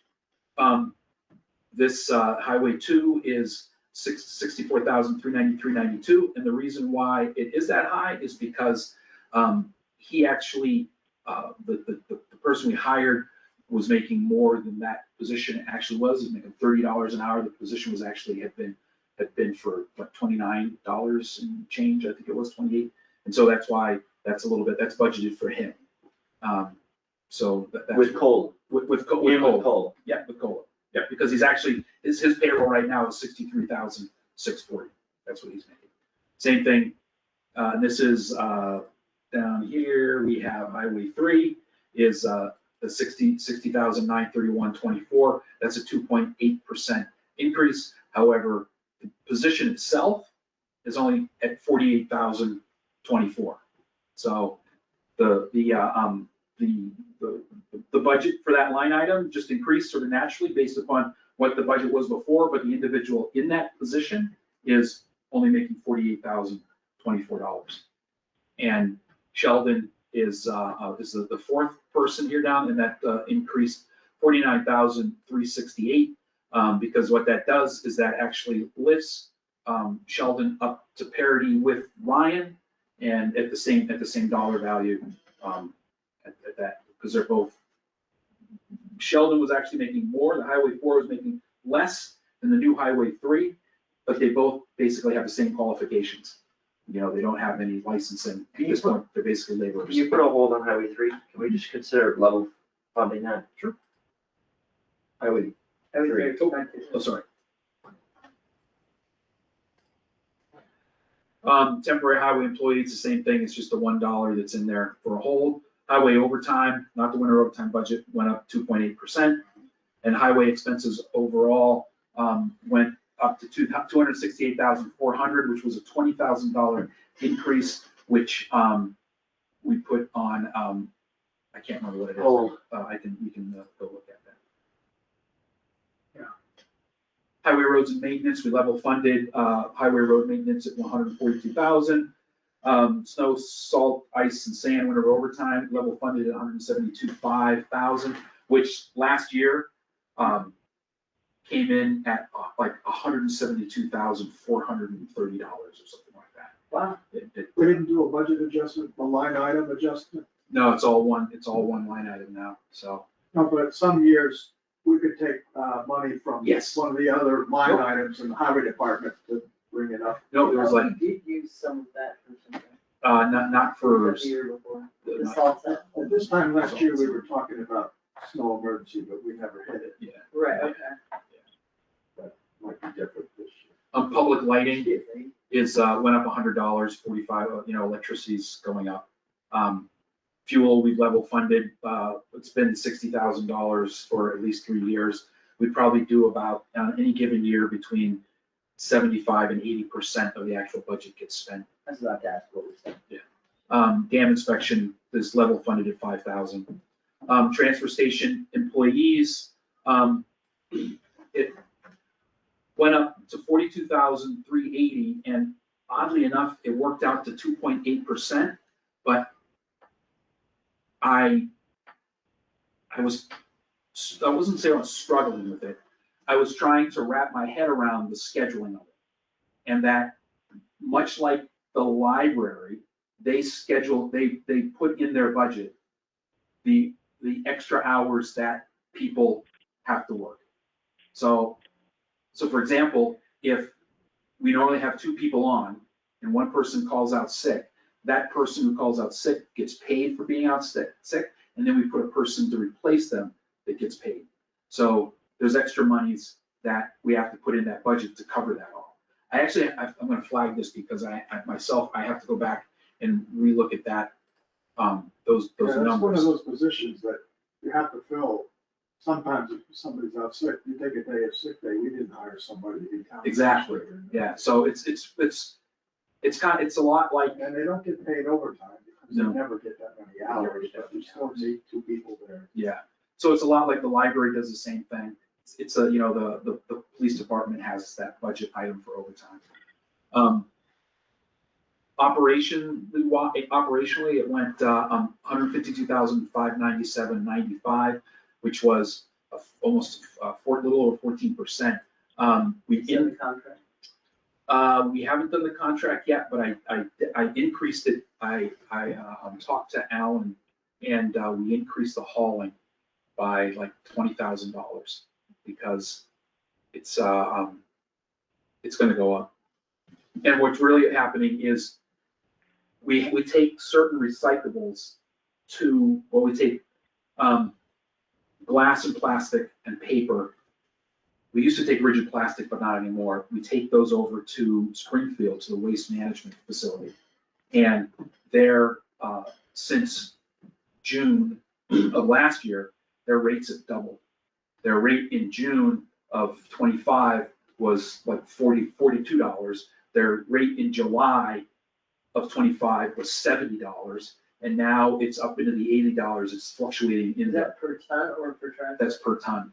The transport is 600 and some odd dollars a run, I think. So that's where that was. Group purchasing, level funded. Cemetery expenses, I should mark that, went up to $26,000. It was a $230 increase. I don't remember off the top of my head what that was for. Human services, we get into the sanitary inspectors, 2.8%, 25,452.25. Elected, the stipend for the Board of Health is 1,321.43, went up 2.8%. Board of Health expenses went up to $5,196.16. That was, there was an increase in the, so household hazardous waste went up a little bit. And, I forget what that budget is. And also, the nurse, there's a line item there for the nurse. Council on Aging Outreach Coordinator, 2.8% increase, 15,347.22. Council on Aging expenses, I'm gonna flag that because that went up a bit and I don't remember totally why. Some of it was additional. Transportation. It actually, a grant that will cover a lot of the transportation expenses. this doesn't include transportation. Some of it actually had to do with increased expenses for events and things like that they're covering. They are going to request, they are looking to request that the town contribute monies towards transportation. Historically, the Council on Aging has covered transportation, but it has gone from $3,000 a year to $12,000 a year because it now includes everybody. It's not just seniors and disabled, seniors disabled. It includes anybody that wants to use it. The Veterans Assessment, I just spoke to Tom Beasley today. It's $9,137.15. That's an assessment that they charge all the towns that ranges from 0.31 number down to 0.01. You get assessed and all the towns in his area pay that. The $5,000 benefits level funded, I asked him if that's good. That is actually monies that through Chapter 115 Mass General, Back from the state. we it's supposed to be used to pay for burials, partial payments of burials, is what it's for veterans that can't afford it. That's what it gets used for. Library director wages, 2.8%, $32,227.14. Library wages went up to $42,868.86, and that is primarily because of we have added the digital navigator into that. So the digital navigator had been for the past couple of years, had been covered by a grant, but that grant runs out the first quarter of FY27. So the $10,280 from October through June of the next fiscal year is to cover that digital navigator. How many hours are they? 10. I believe that's what it's 10. Yeah. So that's what that increase is. Wages went up to expenses went up 67,200. That went up that much. They did add some dollars to their expenses because the building is getting to an age where they're starting to see they're having to spend more money on fixing things. Like just recently, they had issues with the water heaters that heat the sinks upstairs. One started to leak, they fixed it shortly thereafter. The other one flooded the basement. Shortly thereafter that, they just replaced the third one. So they're looking to see things that are actually getting to their point of warranty and wearing out. And also, what is directly affected is books that there's a line item for books. They have to have a certain percentage of books based upon their overall budget. So state mandate. So you increase any other budget item line, that line item line has to increase automatically. That must be tough to figure out. I'm just gonna mark this one because I know you're gonna wanna talk about it. Yeah. This is the Parks Beach monitor wages. It went up from $3,800 to $12,900 because the Parks Department is looking for no longer a beach monitor, they're looking for a beach attendant. That will facilitate, new beach policies, which they have, they're going to have policies. I think we're gonna have a lot of depth at another meeting. Yes. Yeah. Yeah, so there's a lot going on in that one. This is the lifeguard, this is what is this? I don't know, Yeah, it's sometimes it everything. doesn't do it, there we go. The Parks Commissions, it includes all of these things have been rolled up into it, which is Parks Commission, lifeguard, payroll, parks maintenance. Those are all Lucas expenses, they all roll up into that, so that's why it's. We could have held on that one. Meanwhile, what's the actual change? That's a sum of the other three. Yeah, I'll look at that yet sometime. And also, I feel pretty strongly that we shouldn't combine them, because when they spend the money on the lollipops, and it's not there to pay the lifeguard contract in June, which the lifeguard contract, we pay a little bit of June, Yeah, is a lot of money. Yep. And the lawns in May and June are a lot of money. it is there, it's just a line item in the background. Yeah, they will, and we had the same exact problem last year, where we didn't have the money to pay the lifeguards, even with having them separate. And it's less likely to happen if they're separate, And because the accountant shouldn't be letting us overspend the line. I don't know, I'll call Eric, we've I'll talk talked to him about tomorrow. it, we've talked about it, He should not be, they never let us overspend the line, because it's, until we got the new people. And the new people, they clearly don't know what they're doing. it's about the bottom line. If you could- It's not, it is not. And I'm gonna email Donna and Eric and talk to them, but it's not, and I wanna keep those lines separate because Because we will have a lot of problems we'll have a lot of problems with what? by keeping every single line item within its budget. How we've always done it. Till last year. I think it was before that too. It's been a line item for, I don't know. Why don't we keep them separate? Anyway, that's not a conversation to keep everyone up late. It's between you and me. Okay. Community center wages went up to 2.8%. Community center expenses, we'll have to go in and look at that. I, off the top of my head, can't remember where it's at. Yes, thank you.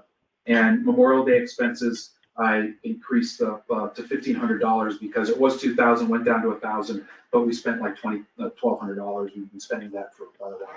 So I just think I haven't got any information back on debt services, Berkshire County Can we retirement. look at that service for a minute? Yes. We might be able to.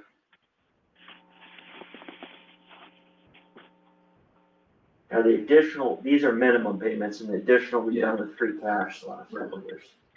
Okay, yeah, thank you. Actually, they should be right in the band. Yeah, I'm just gonna talk to Sarah, just so I kind of understood it. Yeah, they should be right in the band. The one that we did in October. Yeah. Cause I remember last year we were waiting for her to get back to us, waiting, and then Yeah. the numbers are right sitting there. Berkshire County retirement, this is our latest assessment, 210. Based on, did they finally give you something? They sent me something a week ago, and they have a letter, and this is what their assessment was for FY27. Was there any breakdown? No. No, it's just one big fat I number. really reject them. But also keep in mind, when we're thinking about adding full-time employees, that doesn't make, adding a full-time employee doesn't make that number go down. No, I agree. What bothers me is that it's a lump sum and they won't give you any breakdown, even though there's categories of employees. Right, and it's not the same retirement for the categories, but how do you plan for it? Right, if you can't say if you have, I'm making this up, right, because we have more, but if you had 10 employees and you were paying that, you can say, well, that's 20,700 for each employee, but it isn't. How many full-time employees do we have? Full-time? Is it 11? Categorized at 13. That would count for BCR? That would count for first category? Yeah, yes. So you're right, they're different, but we can roughly say, Right, it's on. ballpark, like, it's 16,000, 17,000 to add an employee per year to pay their retirement.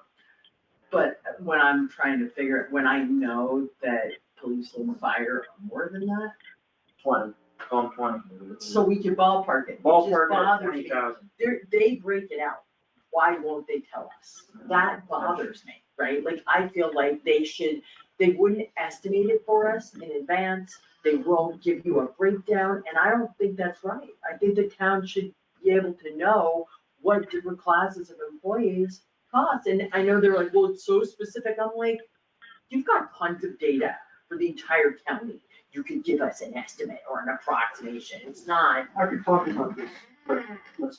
Right, but it's another I'll conversation. give you a little class on actuarial calculations. Okay, cool, alright, I'm up for it. So, Not tonight. That'll be exciting, So guys. it's up like, well, this is. I'd like to go there. I can learn from Go ahead and read that one about our health insurance. And Set aside, 13 Jasmine, go read that first and then we'll talk. So how much? That's just. I think we're almost done, Jeff, We and have, then, we have. and then we're done, because we kept you along for your. I'm sorry. It's okay. And that's actually our Next week anyway, so everybody knows. Economy for it. Yeah. Well, then it's good we're doing it, at least you're seeing, everyone's seeing That's it. all the moving pieces, not all of them, because we got special articles, but most of them. That's it, we're Okay. done. And so I'll. It's not an actual, that percent increase, that's not real at the bottom. No. The bottom. Where's that? Totals are not real. No, the totals aren't totally real. Totals are what? That's not. It's 6.02%. No, I thought it said 18. Yeah, but we don't even have a fire. No, that's for miscellaneous expenses. We don't know, the grand totals are completely off right now, so Kind of, but Well- 6%. that's where we're at. Yeah. Based on Theoretical. theoretically, without looking at things in open slots and the ones and, no. We're pretty far from knowing what the bottom line is. So I'll send out some emails with the links, I'll email you guys. So is there a motion for the, can I move that the finance committee adjourn? Yes. Will second? I think you email about scheduling it. All in favor? Okay, Dennis, just to think of Chairs in it, favor. the more numbers, the more bodies, and the easier it is. any The sign. smaller the group, the harder it is. Well, that's just a statistical fact. Yeah. He never even had a third document, number one. Population. Thank you. Those are just numbers. That even works for them. So, Just those two. just those two. Oh, And then, well, always. Oh, yeah. that's it. Got an email coming to you tomorrow, I'm not getting my, Dealing with aggregate. Jeff Monterey, chance, but, How much has to be funded? Okay. Yes, but I'm not- I think the numbers are. I'm anxious to put Jeff in and taking it, and picking the first Jeff and maybe going They to know on average, I'm not getting they're it. not being, they're not being charged on it. Send it to my email. So they can tell you what that. Monterey. Okay. So I don't know if somehow the name got changed They or. could. Yes, they could. They're using it to calculate the number they're assessing Yeah, us. so. No, thanks. You're welcome. But Send you an they email. won't tell us what that number was, that's not fair. Okay, so Dennis, were you all say yes, you want to talk to Roger about? Yeah, I think we're gonna talk tomorrow. Yeah, we'll talk tomorrow. Sorry to bring you out then. Oh, that's quite all right. It's wonderful weather. Was it precipitating when you came in? Pardon me? Was it raining or snowing? It was just a little bit. Snow or rain? No, No. Which one? Snow or rain? a little bit of rain, so. We'll go rain, we'll go. Okay, let's- I think it's Not about- the same. Put my grandpa's on. Let's go. Let's get through some items here. We got a donation to the police department to accept for $1,000, so, I'm going to accept it. we'll call a vote on accepting the donation. Yes. Yes. Yes. Also, yes, so that's unanimous. You want to sign it or do you want to sign? No, I don't think so, it's just the law. Okay. The police detail rate increase, Ryan presented a rate increase for detail specifically from $60 per hour to $65 per hour. Are there any questions? No. The only, I think that is there's no, theoretically, there's no tax line implication, except we do sometimes use detail. So, and also when we hired the tree company. Yeah. And they hire a detail, Right, and when we hire the detail for elections, of which there are 3. We do see it, not a lot, not usually directly, but it does, I think, get passed through in theory to the town. Oftentimes for those details at the, sometimes it's the officer on duty. But I don't know if they actually collect the detail, to be quite honest. Oh, yeah, But, I'll have to ask. No, the officer on duty can't work detail. Because they have to be I able think they're to here. go. I don't know. Actually, you're right. It's separate. Yeah. It's a separate system. So, well, I don't know how often we use our police officers for our own detail, but it comes out of that overtime. Why not, that part-time officer. All right. I'll move that we increase the detail rate for the police officers from $60 per hour to $65 per hour. Second. We'll call a vote. Yes, And yes, so that's unanimous, approval. We have a couple of cultural council appointments. I'd like to make them through June 30th, 2029. About three and a half years. Line them up at the end of the fiscal year. This is replacing the people that stepped down. Yes. Yeah, and we have a couple people that are up. Maggie Barkin is up in May, and I think that she did her 2 terms, so that she's done. So she'll be gone. And, who had stepped down potentially? Hold on. I can't. But we don't even know. I think they did, we accepted their resignations, I think, in another meeting. I know, but I don't remember. I don't know who it was. Now we put them back on the website because we didn't get resignation. What were we looking at? The cultural council? Yeah. Who was it? I'll have to go back and look. And, It might have been Carol Clan. and also, there's not a, cap on this. On the cultural council. I think there is, but it's in the 20s. I'll move to appoint Gina, Shea, and Robin Wilson to the Cultural Council for 3 years through a term of June 30th, 2029. I'll I second. second Is there any motion. other discussion? We'll call a vote, Yes. Yes, and yes, so that's a unanimous approval. A couple of per diem fire department, per diem firefighters. Aidan King and Nicolas Morrison, these are hires. Any questions on that? I'll move that we hire Aidan King and Nicolas Morrison as per diem firefighters. I'll second. We'll call a vote.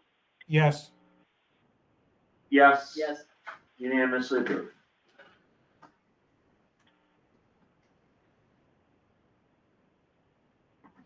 So Roger, do you want to quickly update us on the overtime pay for the highway superintendent? I talked to Alan, I talked to town council, talked to Alan.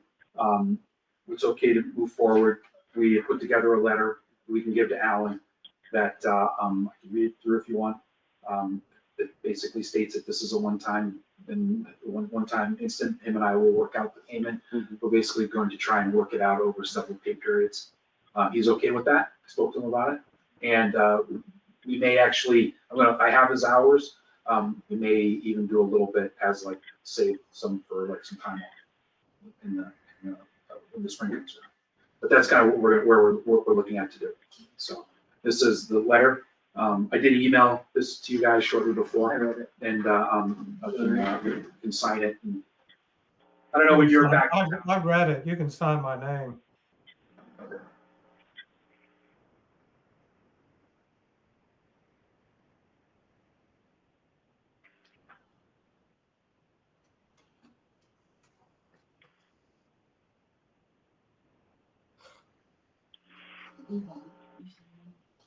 No, I didn't. I just kind of got lost with it. No, just have to make sure you didn't say anything, which is a real positive. So you. I understand. Great. I think it gets right to the point. It's a one-off situation.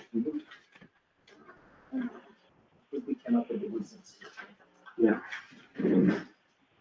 So Frank, if I sign your name and initial it, that'll be okay? Yes, that's fine. Where are you, Frank? I'm in Annapolis, Maryland. How's the weather down there? I was only a little warmer than you, but we're coming on some temperatures in the 50s. Do you have Still room? got a lot of ice. Come on, it's gonna be 35 here, 40 in the next few days. That's practically a heat wave. Yep. I'm Can we worried come- about the water. Okay, come back to the IMA when we get a chance to look Yeah, at it. I sent it out to you. You saw that, Frank? I sent I that. saw and I printed it out. I'm fine with it.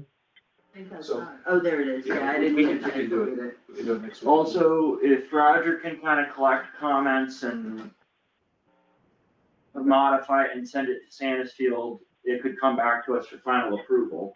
We don't need to necessarily give Roger our independent feedback at a meeting. And this is a whole negotiation process with Sandisfield, so don't email each other, but if we just wanna let Roger know any input you have on it, and then he can negotiate it with Sandisfield and come back to us and we can approve it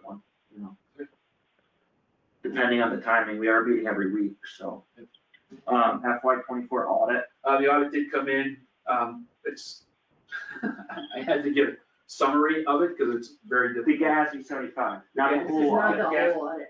No, I'm sorry, no, so it's I'm sorry, I didn't mean audit, it's just GASB, it's a GASB 75, 74, I apologize. No. So yeah, it's just, it's about OPEB and the funding future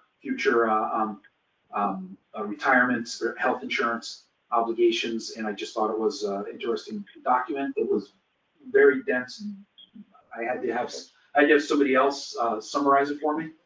And I actually asked some questions. I'm not sure. But here's my big question.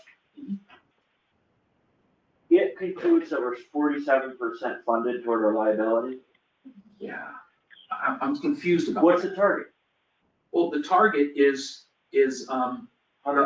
total OPEB liability is $432,032. That's the target? That's the target. And what are we at? We're at, 205,817. So let's keep putting away $30,000 a year and paying for the actual benefit separately, which I think we put in the operating We budget. did last year, yes, yeah. we did. So, and that keeps us on track, because that's just a strategy point of how you get to that number. Yeah.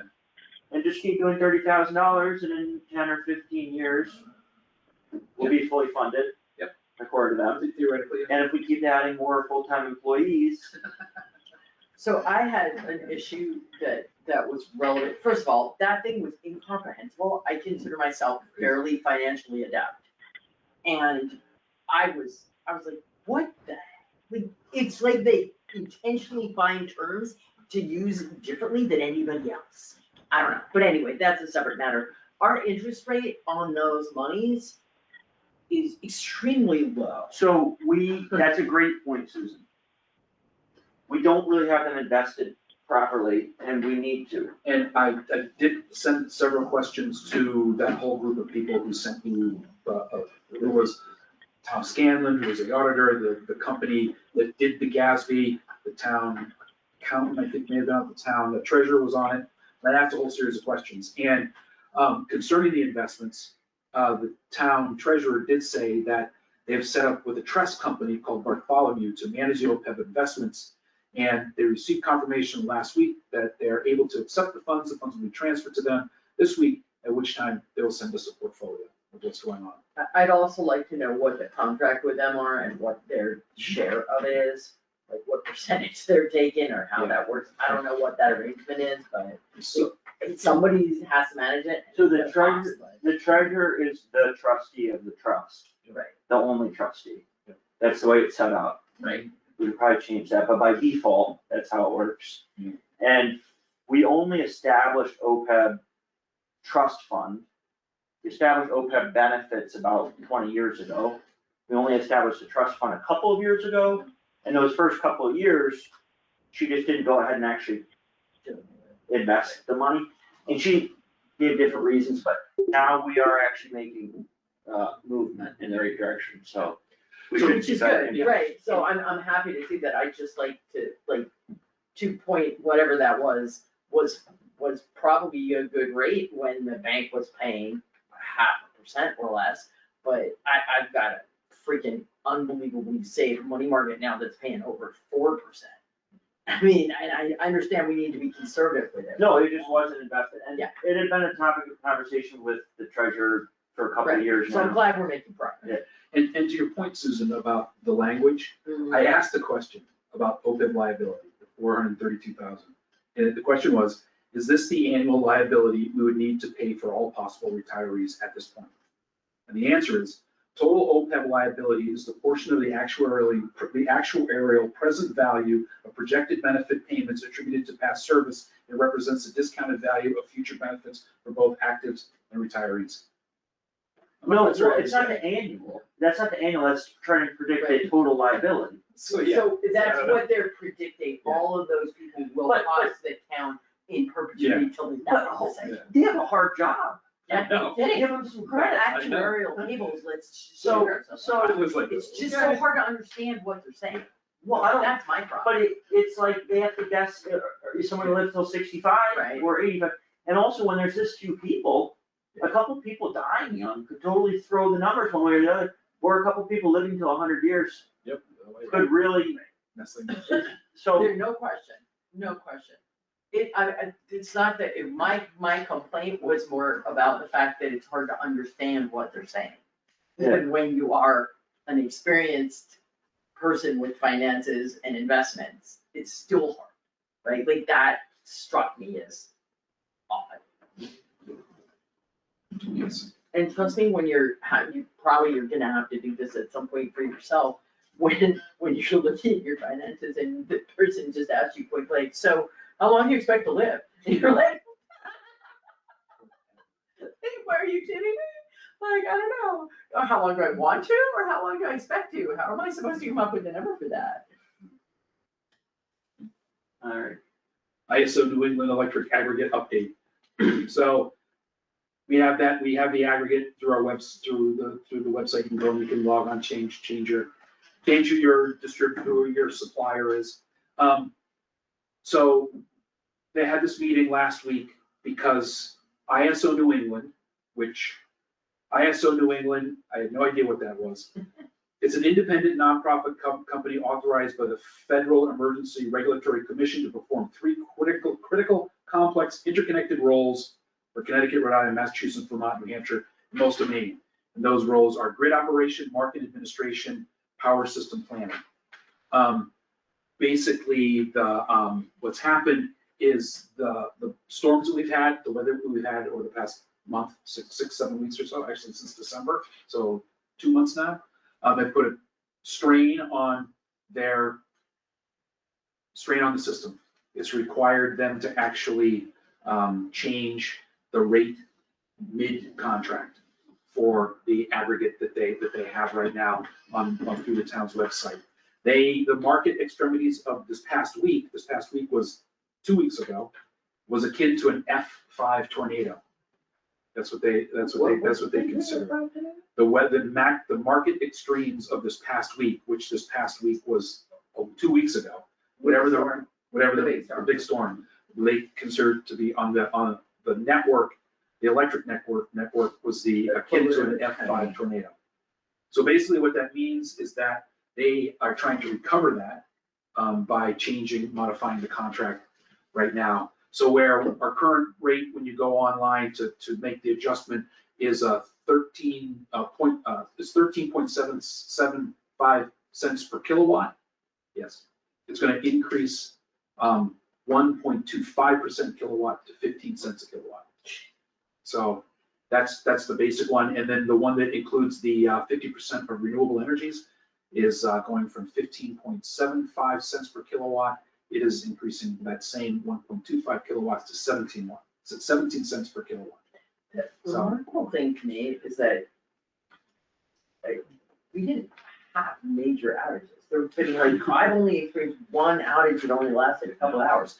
And we had storms that were way worse than that with like county-wide, not the whole county, but large swaths of the county being powered down.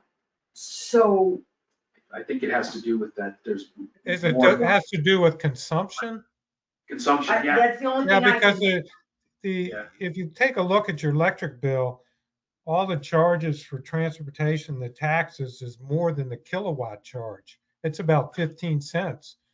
This Yeah. will make your kilowatt charge equivalent to what you're paying in other charges.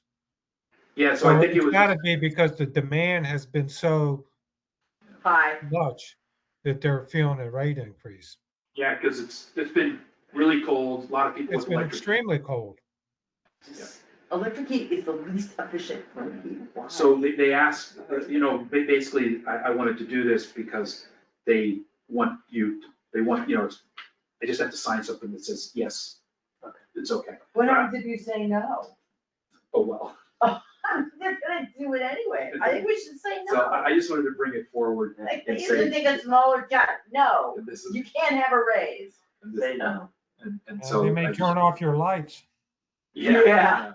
So I just wanted to bring that forward. I said I would do that first to let the citizens know, let you know that this is happening. They're not gonna turn off our lights, Frank. If the rate increase is gonna happen whether we say yes or no. Do you have any other, I have none. is there any other unanticipated business from the board members? No, not me. I don't think so. Okay, we're meeting again next week. Okay. Here's the thing. Meeting at 5:30 with the finance committee is good in many ways. And it saves us from meeting 2 nights a week, and it saves us from all kinds of problems. But it's very difficult when we have people come in and we have some business that we can tackle quickly. So I just wanted to brainstorm or see if we're open to either meeting at 5 with a joint meeting at 5:30, or maybe we start our meeting at 5:30 and they come in at 6, or some other solution. I'd rather do that. I think we did that last year. I think we started our Right. meeting, and they came in at 6. partway through. I think so. Frank, you That's like fine that? with me. It works either way. Let's maybe do that, and some of them may come at 5:30 and listen, but if they have a busy evening, they can just come or meet with that. Is next week meeting with the housing committee? Yes. Yeah. I think that's Ken right there. Yeah, this. Do we have any other meetings coming up? So here's the other What- meeting what we have coming, is all the departments that we gotta talk to them about their budgets. If you wanna talk, oh, the ones that we just highlighted? Not every single one, but some of them, if Parks Commission wants to come and make their case, I will call Tom and talk to him about his numbers. well, but we gotta do this in a coordinated, I mean, that's good, you talk to Tom, but as far as inviting them to our meetings, it should probably be Roger, and we should probably do no more than a couple per week. Right. And we should probably do ones that maybe are quote unquote easy to get out of the way, but also ones that we need to get them started on, because they're complicated, long conversations, kind of like police. Do you think that Tom would be willing to write something about their so we I have think something? We have We something, have something because again, if we They were- said the hours, they want 7 days a week. yeah, and then there's Is also, it- okay, I got it here. they have, remember how they always have these Schedule A, Schedule Bs? Yeah. So we have to go down through like the Schedule B, Schedule A, which is like the parks mowing, which I have to go out, we have to do all new contracts with parks mowing. They have things like the Brewer Pond trail maintenance, Green Park Balfa, which last year we said no to. Remember, they wanted money for edging and cleaning. Well, that's why it's good to keep these accounts separate, So, for a lot of reasons. well, they are separate, they're separate back here. See? They're not separate to the town meeting voter. That's what we talked about.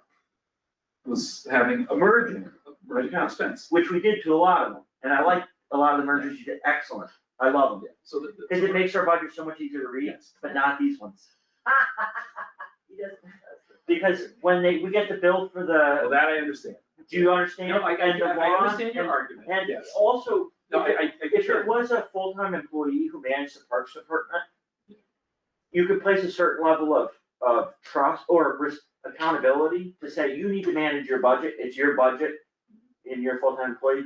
But when you have volunteers running a rather large budget, $60,000, $80,000, I think it helps to break it down so that there's more control over.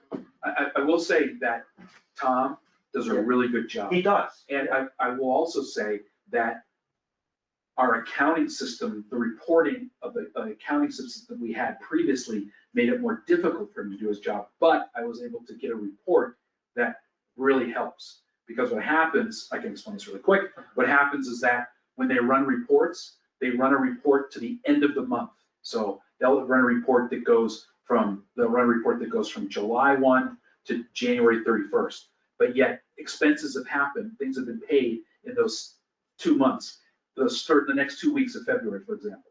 And then all those bills get paid, checks go out, and then for some reason, which I've had to reach out to them, they don't post those invoices. So now they've gone 3 weeks or sometimes 4 weeks without it showing in the budget if I run a report. So I have created a report that all takes into those accounts, so I can hand him that because they budget. It's truly up to date. They budget based on they order things based on the last report they get, which is why they kept running into problems. They would get a budget, they would get a report that said, oh, we've got $10,000, and in fact, they've only got like $5,000. And they're like, oh. The invoices hadn't been. Yeah, so.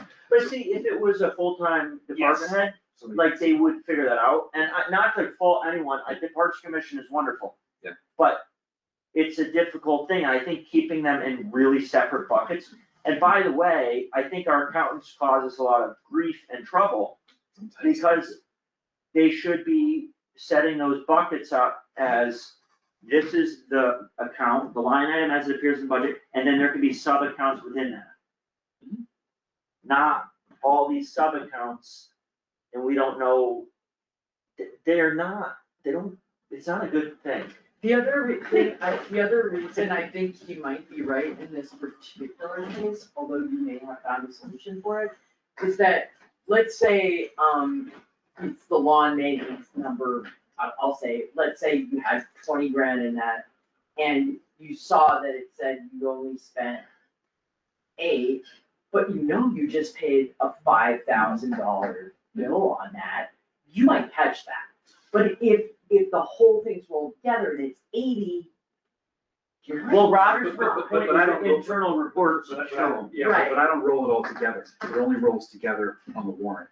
Okay, When it gets voted. you don't roll, so the ones they're getting aren't rolled. No, Well, the department rolls it all together, on those reports. There's sub-accounts, and then doesn't it come all together for the bottom line? It might, but if they're looking at the separate account. Do you have a it's on report that you wanna show us? Yeah, I'll see if I can. And then we should adjourn, but I Yeah. think this is worthwhile because it's gonna come up. My only other question for us to ponder, and we don't have to answer it now, is my gut says that setting up another committee to address what Jeff is talking about will not result in a better outcome. But I don't know that I can justify that, and I just, he feels like a committee would have a longer duration, but I don't, it just seems like more committee work, and I don't know who's gonna participate in that, that's gonna accomplish that long-term goal. I'm not saying his goal isn't, it's true, where there needs to be a better way for the various communities to work together towards our common goals, because this is gonna be an issue across all those things, but I just don't know that a committee's gonna make it happen any better. It's not happening right now, but I'm not, if we think that that's true, then we should do it, because this is gonna keep kicking our butts, and I don't know what to do. You know? Well, my first question would be, what's the scope? Is it police, fire, EMS? Because I don't know if actually, I think police is a very separate entity, and I don't really know if it makes any sense to combine it with fire and EMS. As one giant pool, no, but the communities working together as a unit, I don't even think Jeff's saying inter-community. I think he's saying just within Monterey, we should have a oh, work. no, I've had this conversation with him. Well, He was definitely talking about the communities cooperating with each other for benefits of scale.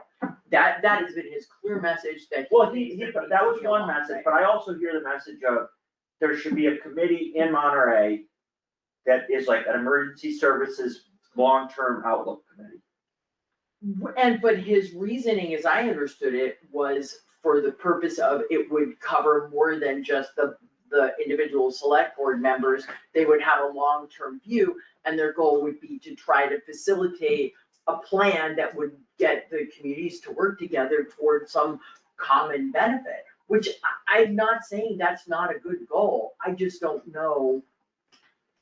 I have been trying, and I feel like it's really hard to get the communities to even talk about this. Even if you listen to the discussions at the EMS one, it's hard enough, but the reality is, he's not wrong.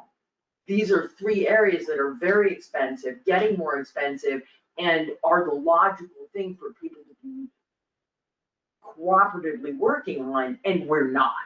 And there's a lot of resistance to it, right? And nobody knows, it's, some of it's logistical, a lot of it is, well, that's just not the way we do it, or I don't trust you, or whatever. And I don't know how to overcome these barriers. I honestly don't. And I don't know if a committee would have better luck. I don't. I'd like to think they would, but I don't really. Well, here's one thing, I don't know if it's worth, cause I really feel for Brian, and the situation that the police department is in. We should, I think one thing that we can do is we can just start reaching out to other towns as select board members and town administrators. The question is, when, what, or like who, and how will, in what way might that facilitate movement? I mean, and for this, maybe it Well, would. Well, sometimes by dealing with the immediate problem right in front of you, you start See a way forming a long-term Right, solution, and I think, why don't we just start by talking with other towns and trying to solve the immediate problem right in front of us, right. and seeing if we can do reciprocal coverage. I think that the. Cause everyone's running their people Ragged. and, overtime, and there's not part-timers to fill in the gaps. And it's not just a us problem, but what if we had a reciprocity? That was more than mutual aid. I was pushing for it, I'm. But I think the way to do it is Roger can talk to Jamie and Marty and whoever, and we can go and talk to select board members. I could try to find some select board members. Police chiefs can talk to police chiefs.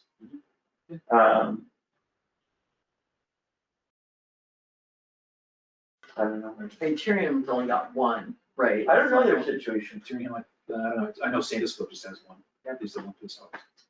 And And- then they have the state trooper, the state police are on call and we can. But it's worth talking to them, even if they only have one, because figure out where they're at. Maybe they wanna add another one, but they can only fund half of it, and we go in half and half. I don't know, the inner town stuff does get so messy so quickly too. But I think there are some ways that are potentially less messy, like the cover us from your town, but we'll do the same and trade off. I don't know. I mean, So- that seems like it should be accessible, you know? Like a doable thing. Yeah. Yeah. I mean, I wish there were, I think Barrington's too big to have any interest on that, and then you get too far, Alfred's too far. Everyone's too far. So this is town offices expenses. Say theoretically, the town votes at the annual town meeting for $37,550. Oh, that right there, yeah, Right here. Yep. Town office expenses, They did. Yep. which we did. right. So inside of that is this budget, and there's a $37,550. I know it's hard. Right. Okay, that's great. That looks, that's awesome. And so, and these are all different lines within But 33,700. that's a simple one that makes a lot of sense. Go to the complicated ones where multiple warrant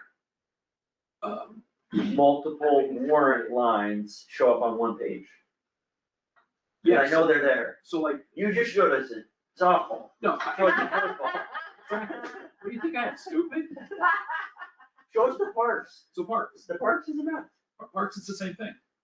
Parks is exactly the same thing. The difference is that the town No, voted. that's totally not the same thing. No, That's but- totally not the same thing. Oh, it is.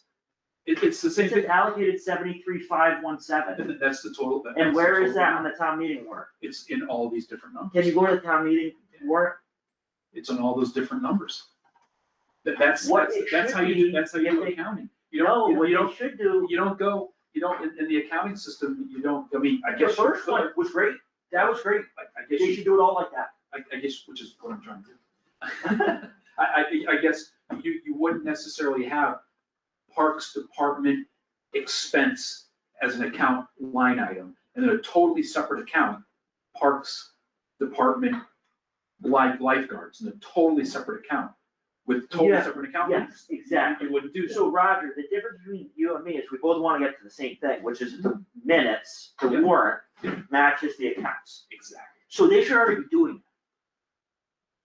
Yes. Yes, and your solution is adapt to their methods, and my solution is if they do their job. But this is what, what you're saying, but here's the thing, we'll go back to Parks, right? Parks has 1, 2, 3, 4 line items that got voted on. Yes. And so what you're saying is that you should just There be should able. be 4 accounts for 4 line items. That's just not how you do accounting. Well, that's what you want, because you wanna make it one account with No. one line item, I wanna do one line item and vote on that, one account with the sub-accounts. with one line item. One account, one line item is what you want. No, I want one account, yes. Yes, and I want 4 accounts, 4 line items, but what the accountant does is what no one wants, which is 4 line items, 1 account. It makes a mess. No, it doesn't, actually makes it, the way No, they it do. totally makes a mess. When we got hit with, hammered with bills, And I think some of that has to, all has to do in the past. it's not just timing. Because of the way that they were doing time. No, and I actually think it's crazy that we can't just have the accounts, set up the accounts the way that we vote on them. Why can't they do that? Well, I imagine it can, that. It's actually their job To me, is to me, that makes it more complicated. But it's not about complicating, that's just the right way to do is, we Then- set up, then- we vote on an account, Then we might as well vote on every single line item, because that's what you're doing. that's what we do. No, we don't. Not the sub-accounts, those are for internal But planning. that's what these are. These No, are- but these are not, because Roger, you know, library expenses is things like electricity, Yeah, water. right. Okay, we don't need to vote on that, but library expenses of 59,095 Yeah. should be its own account. It's the We account. tell the accountants, we set the account at town meeting, they should do what we say. I'm so confused. So if I No, I see understand why- what you're saying. I understand, so We what, set the account, so we what, don't so adapt to them. what you're saying is that when somebody the wants me to park- run a report. Yeah. I have to run 2 sets of reports for each department. no, Yes, Why? no, I'm saying, no, because that's what you're go saying. to the parks, go to the parks. I'm gonna go look at the library right now. Which library we combined, which is good. I'm gonna go look at but the library is made, each department is made up of 2 things, payroll and expenses. What you want is a payroll account. Yeah. And- No, that's and not always expenses. true either, Roger, because sometimes we have 4 payroll accounts. What for? Highway department has 6 payroll accounts. No, they have 1 payroll account. No, they don't. We approve 6 payroll accounts, we approve director of I operations, understand 2, 3, 4 foremen, and overtime. So that's. Are they separate accounts in the accounting software? No, Well, that's totally wrong. they shouldn't be, They're totally doing their job wrong. because that's payroll. No, those are separate accounts, I as voted on by town meeting. I disagree. It's the way we've done it here. I'm not saying it's the way it's done anywhere else, but I can go back to 2017, and that's not the way it was done. it's the way, the accounts never did their, I can go back. Job the way that I want them to do it. Even before we but had we these didn't guys. overspend any lines. We never overspent lines. We're not allowed to overspend lines. Legally, we're not. No, I disagree. I disagree. You shouldn't overspend what the town. But that's your town opinion. votes on. That's not the law. I talked to Eric and asked him. So Eric does different counts, and different counts can do it different ways. You can vote on the budget as a whole. Oh, yeah. right? We could vote 5.8 million, we don't. We go line by line, and we've been told time and time again, when you vote line by line, basically, that the legal limit for those accounts is line by line. I agree, So when there's 6 highway payroll accounts, they there's shouldn't be 6 overspent, highway payroll accounts, and none of them can be overspent. and we don't.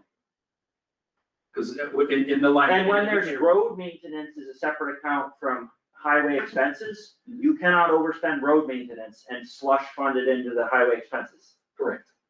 We don't, because road maintenance is its own thing. So It's when one account. parks is lifeguards and beach monitor and, forget beach monitor because it's payroll, but when it's lifeguards, mowing and general, you shouldn't be able to overspend on lifeguards and take it from general, or overspend on lawns and take it from lifeguards. Well, I don't think you should the way we do it right now, because you do vote on a specific line item Yes. for that, but it's in the budget. It's in that bucket. Yes, and that's, so we both agree, but what the Okay, that's account specific. should do is set up the account so we can clearly see. It's such a mess, it's gonna be a messy accounting system. It's not, It is. it's so clean. It's not though, because all of a sudden you've gotta have, because here's, like, if you look at the accounts, how they're set up, you go to a department, you would have to have 4 different departments. Because each one, you're gonna have to have a 114A, a 114B, a 114C. Well, first of all, a lot of them are payroll and expenses, Yeah, but some of the larger ones are payroll and multiple expenses. payroll and multiple expenses, and there's a reason. But this is If what I it mean. was just payroll and expenses, we'd all lump all of them all together all the time. So this is what I mean. So There's reasons. because what's gonna happen now, the way you're saying is, I'm gonna go to highway. See how fuel already is a separate one? That's because it is separate. It's this whole separate account. It's got a different department number. Yeah, that's the way it should be. But so here's my point. If I go to highway, Yeah, I have to have 420, I don't even know if they do it. run the highway report. 422.1, 422.2, 422.3, 422.4. I have to have those specific accounts for each individual. That's what you're saying. Can I see the highway account? Sure. And yes, it would prevent problems that we've had. There it is. Yeah. Great. And then what? Each one of these is the same thing. But Roger, the But this- problem is, look at this. Yeah. When you get down into, OSHA compliance and Yeah. all this stuff, Yeah. it's very hard to tell, is it based on the 6s or No, all one it's account? based on it needs to be cleaned up a little bit, but it's based on the 3rd digit, right? Which is a 4-digit number, 52, like 52.1, 52.42, and also sometimes because the accounting it's been dragged around for the past 10 years or so. There are numbers that are still hanging there. It's also going to be based on the last number, which is a budget number. So if you want to see. Yeah, this is messy. I think it's really clean. No, because what we can't tell here is if we're following town meeting warrant, town meeting minutes. Well, I can, because if I were to go. Because you don't know which ones. Because if I were to go like this, right, if I were to go like this, I can take all these numbers like this. What's that? And now those are all the expenses. So I can look at this bottom line here, this $488,725. So go to our town meeting minutes, 55. 488,000, was it? Yeah. Where's 488,000? So I have to go, let's go up here into, What is this, highway? highway, it's split up all over the place. Yeah. This is, but it's right, there's some. There's no There's 488,000. 288, there's 248.4 there. You're looking at, Well, his point is that if it was an account that had, it would. Oh, should you have know the why? same Oh, number. because this is why, you have to know which ones to pull out, because it's got road maintenance in there, which. I know, separately, and all that sort of stuff there too, because there's your road maintenance. I think really- what he's saying is So I would pull that an out. ideal system would have the backstop so that checking to make sure everything was right. Yep. Was easy, so that you could I think easily. it's super easy, to be quite honest. Okay, okay. I do, because you All wanna right, know, when we get to the end of fiscal year, nothing's gonna be overspent, no problems. nothing that was voted on individually on the warrant, unless either the finance committee or the finance committee and the select board make that decision. Bye. But it's So currently for example, DPW road maintenance, which was voted on for, hold on, which was voted on for, where'd it go? $142,000. Yeah. Right? If we get to that point where, you know, this is where I have to be aware, if we get to that point where it's gonna be $143,000, I need to find $1,000 somewhere Yeah. from the reserve And then we fund, have to do a transfer or. and you have to do a transfer. And so the way it would be easier, Which is the way the- with highway expenses. One big bucket. Okay, I think where we can do that, great. It works for you, it works for me, it is great. There's places that are different, and I think when the reports look like they look, it's very hard when they don't match the town meeting warrant in any real way. But that just, the more that we talk about it, the more that I don't like the accounting software. I think, I know you don't like it, account- but or I how use the it all the accounts are time. set.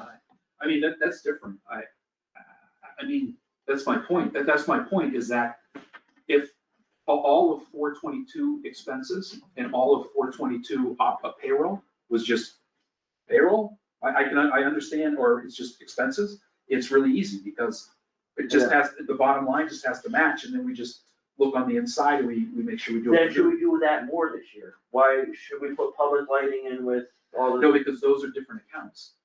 oh, actually, they set the accounts how we vote the budget, not vice versa. No, I know, but it's not about that. It's about this little three-digit number right here. This little three-digit number Who determines determines the three to the state. The state has a whole accounting process. The state says, oh, this is highway. That's Oh. 422. That's 422, this is lighting, this is this and that. I could talk to them about moving in, but they set that all up. Town offices is 192, So it's all determined by that. But these, So these, can we, these can four we digit, spend within 422 freely? Between accounts? Yeah. Even if they're listed separately on the warrant? I don't do that. Okay. If it's that, that's my point, is that it kind of took me a little while to understand what you were So saying. we're operating on two different systems. It took me a little while to understand what you were saying, but I get it now, is that if you vote on a warrant article, that's what the town votes for that budget. Yeah. So it shouldn't go over that unless the select board and finance committee decide it should. Yeah. But then otherwise, if it's just in a bucket of expenses, it's just in a bucket of expenses. Yeah.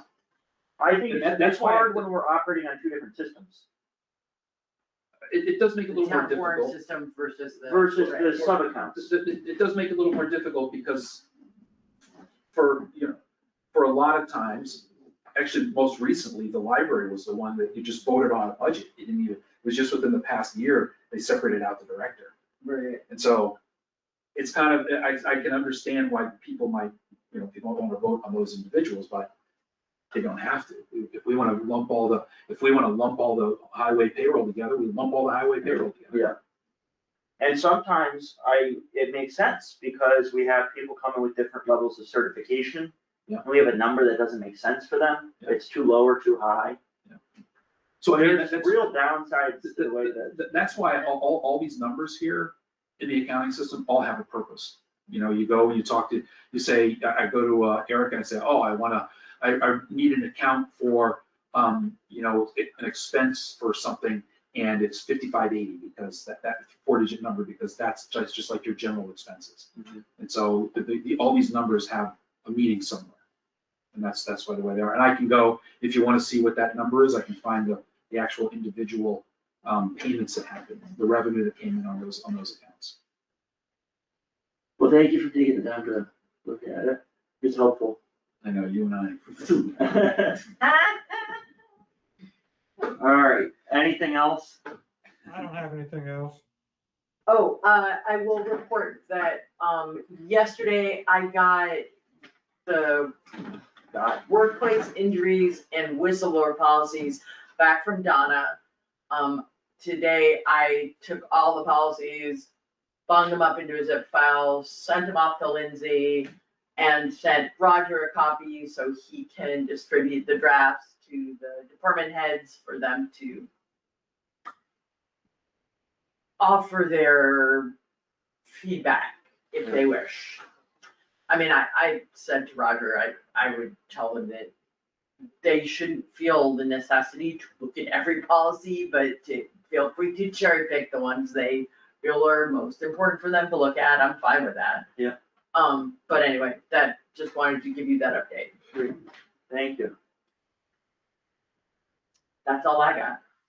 Motion to adjourn? Pardon me? I'm We'll call a good. vote on adjourning? Yes. Yes. Yes, unanimous vote to adjourn, Are we meeting at 8:07 PM. 5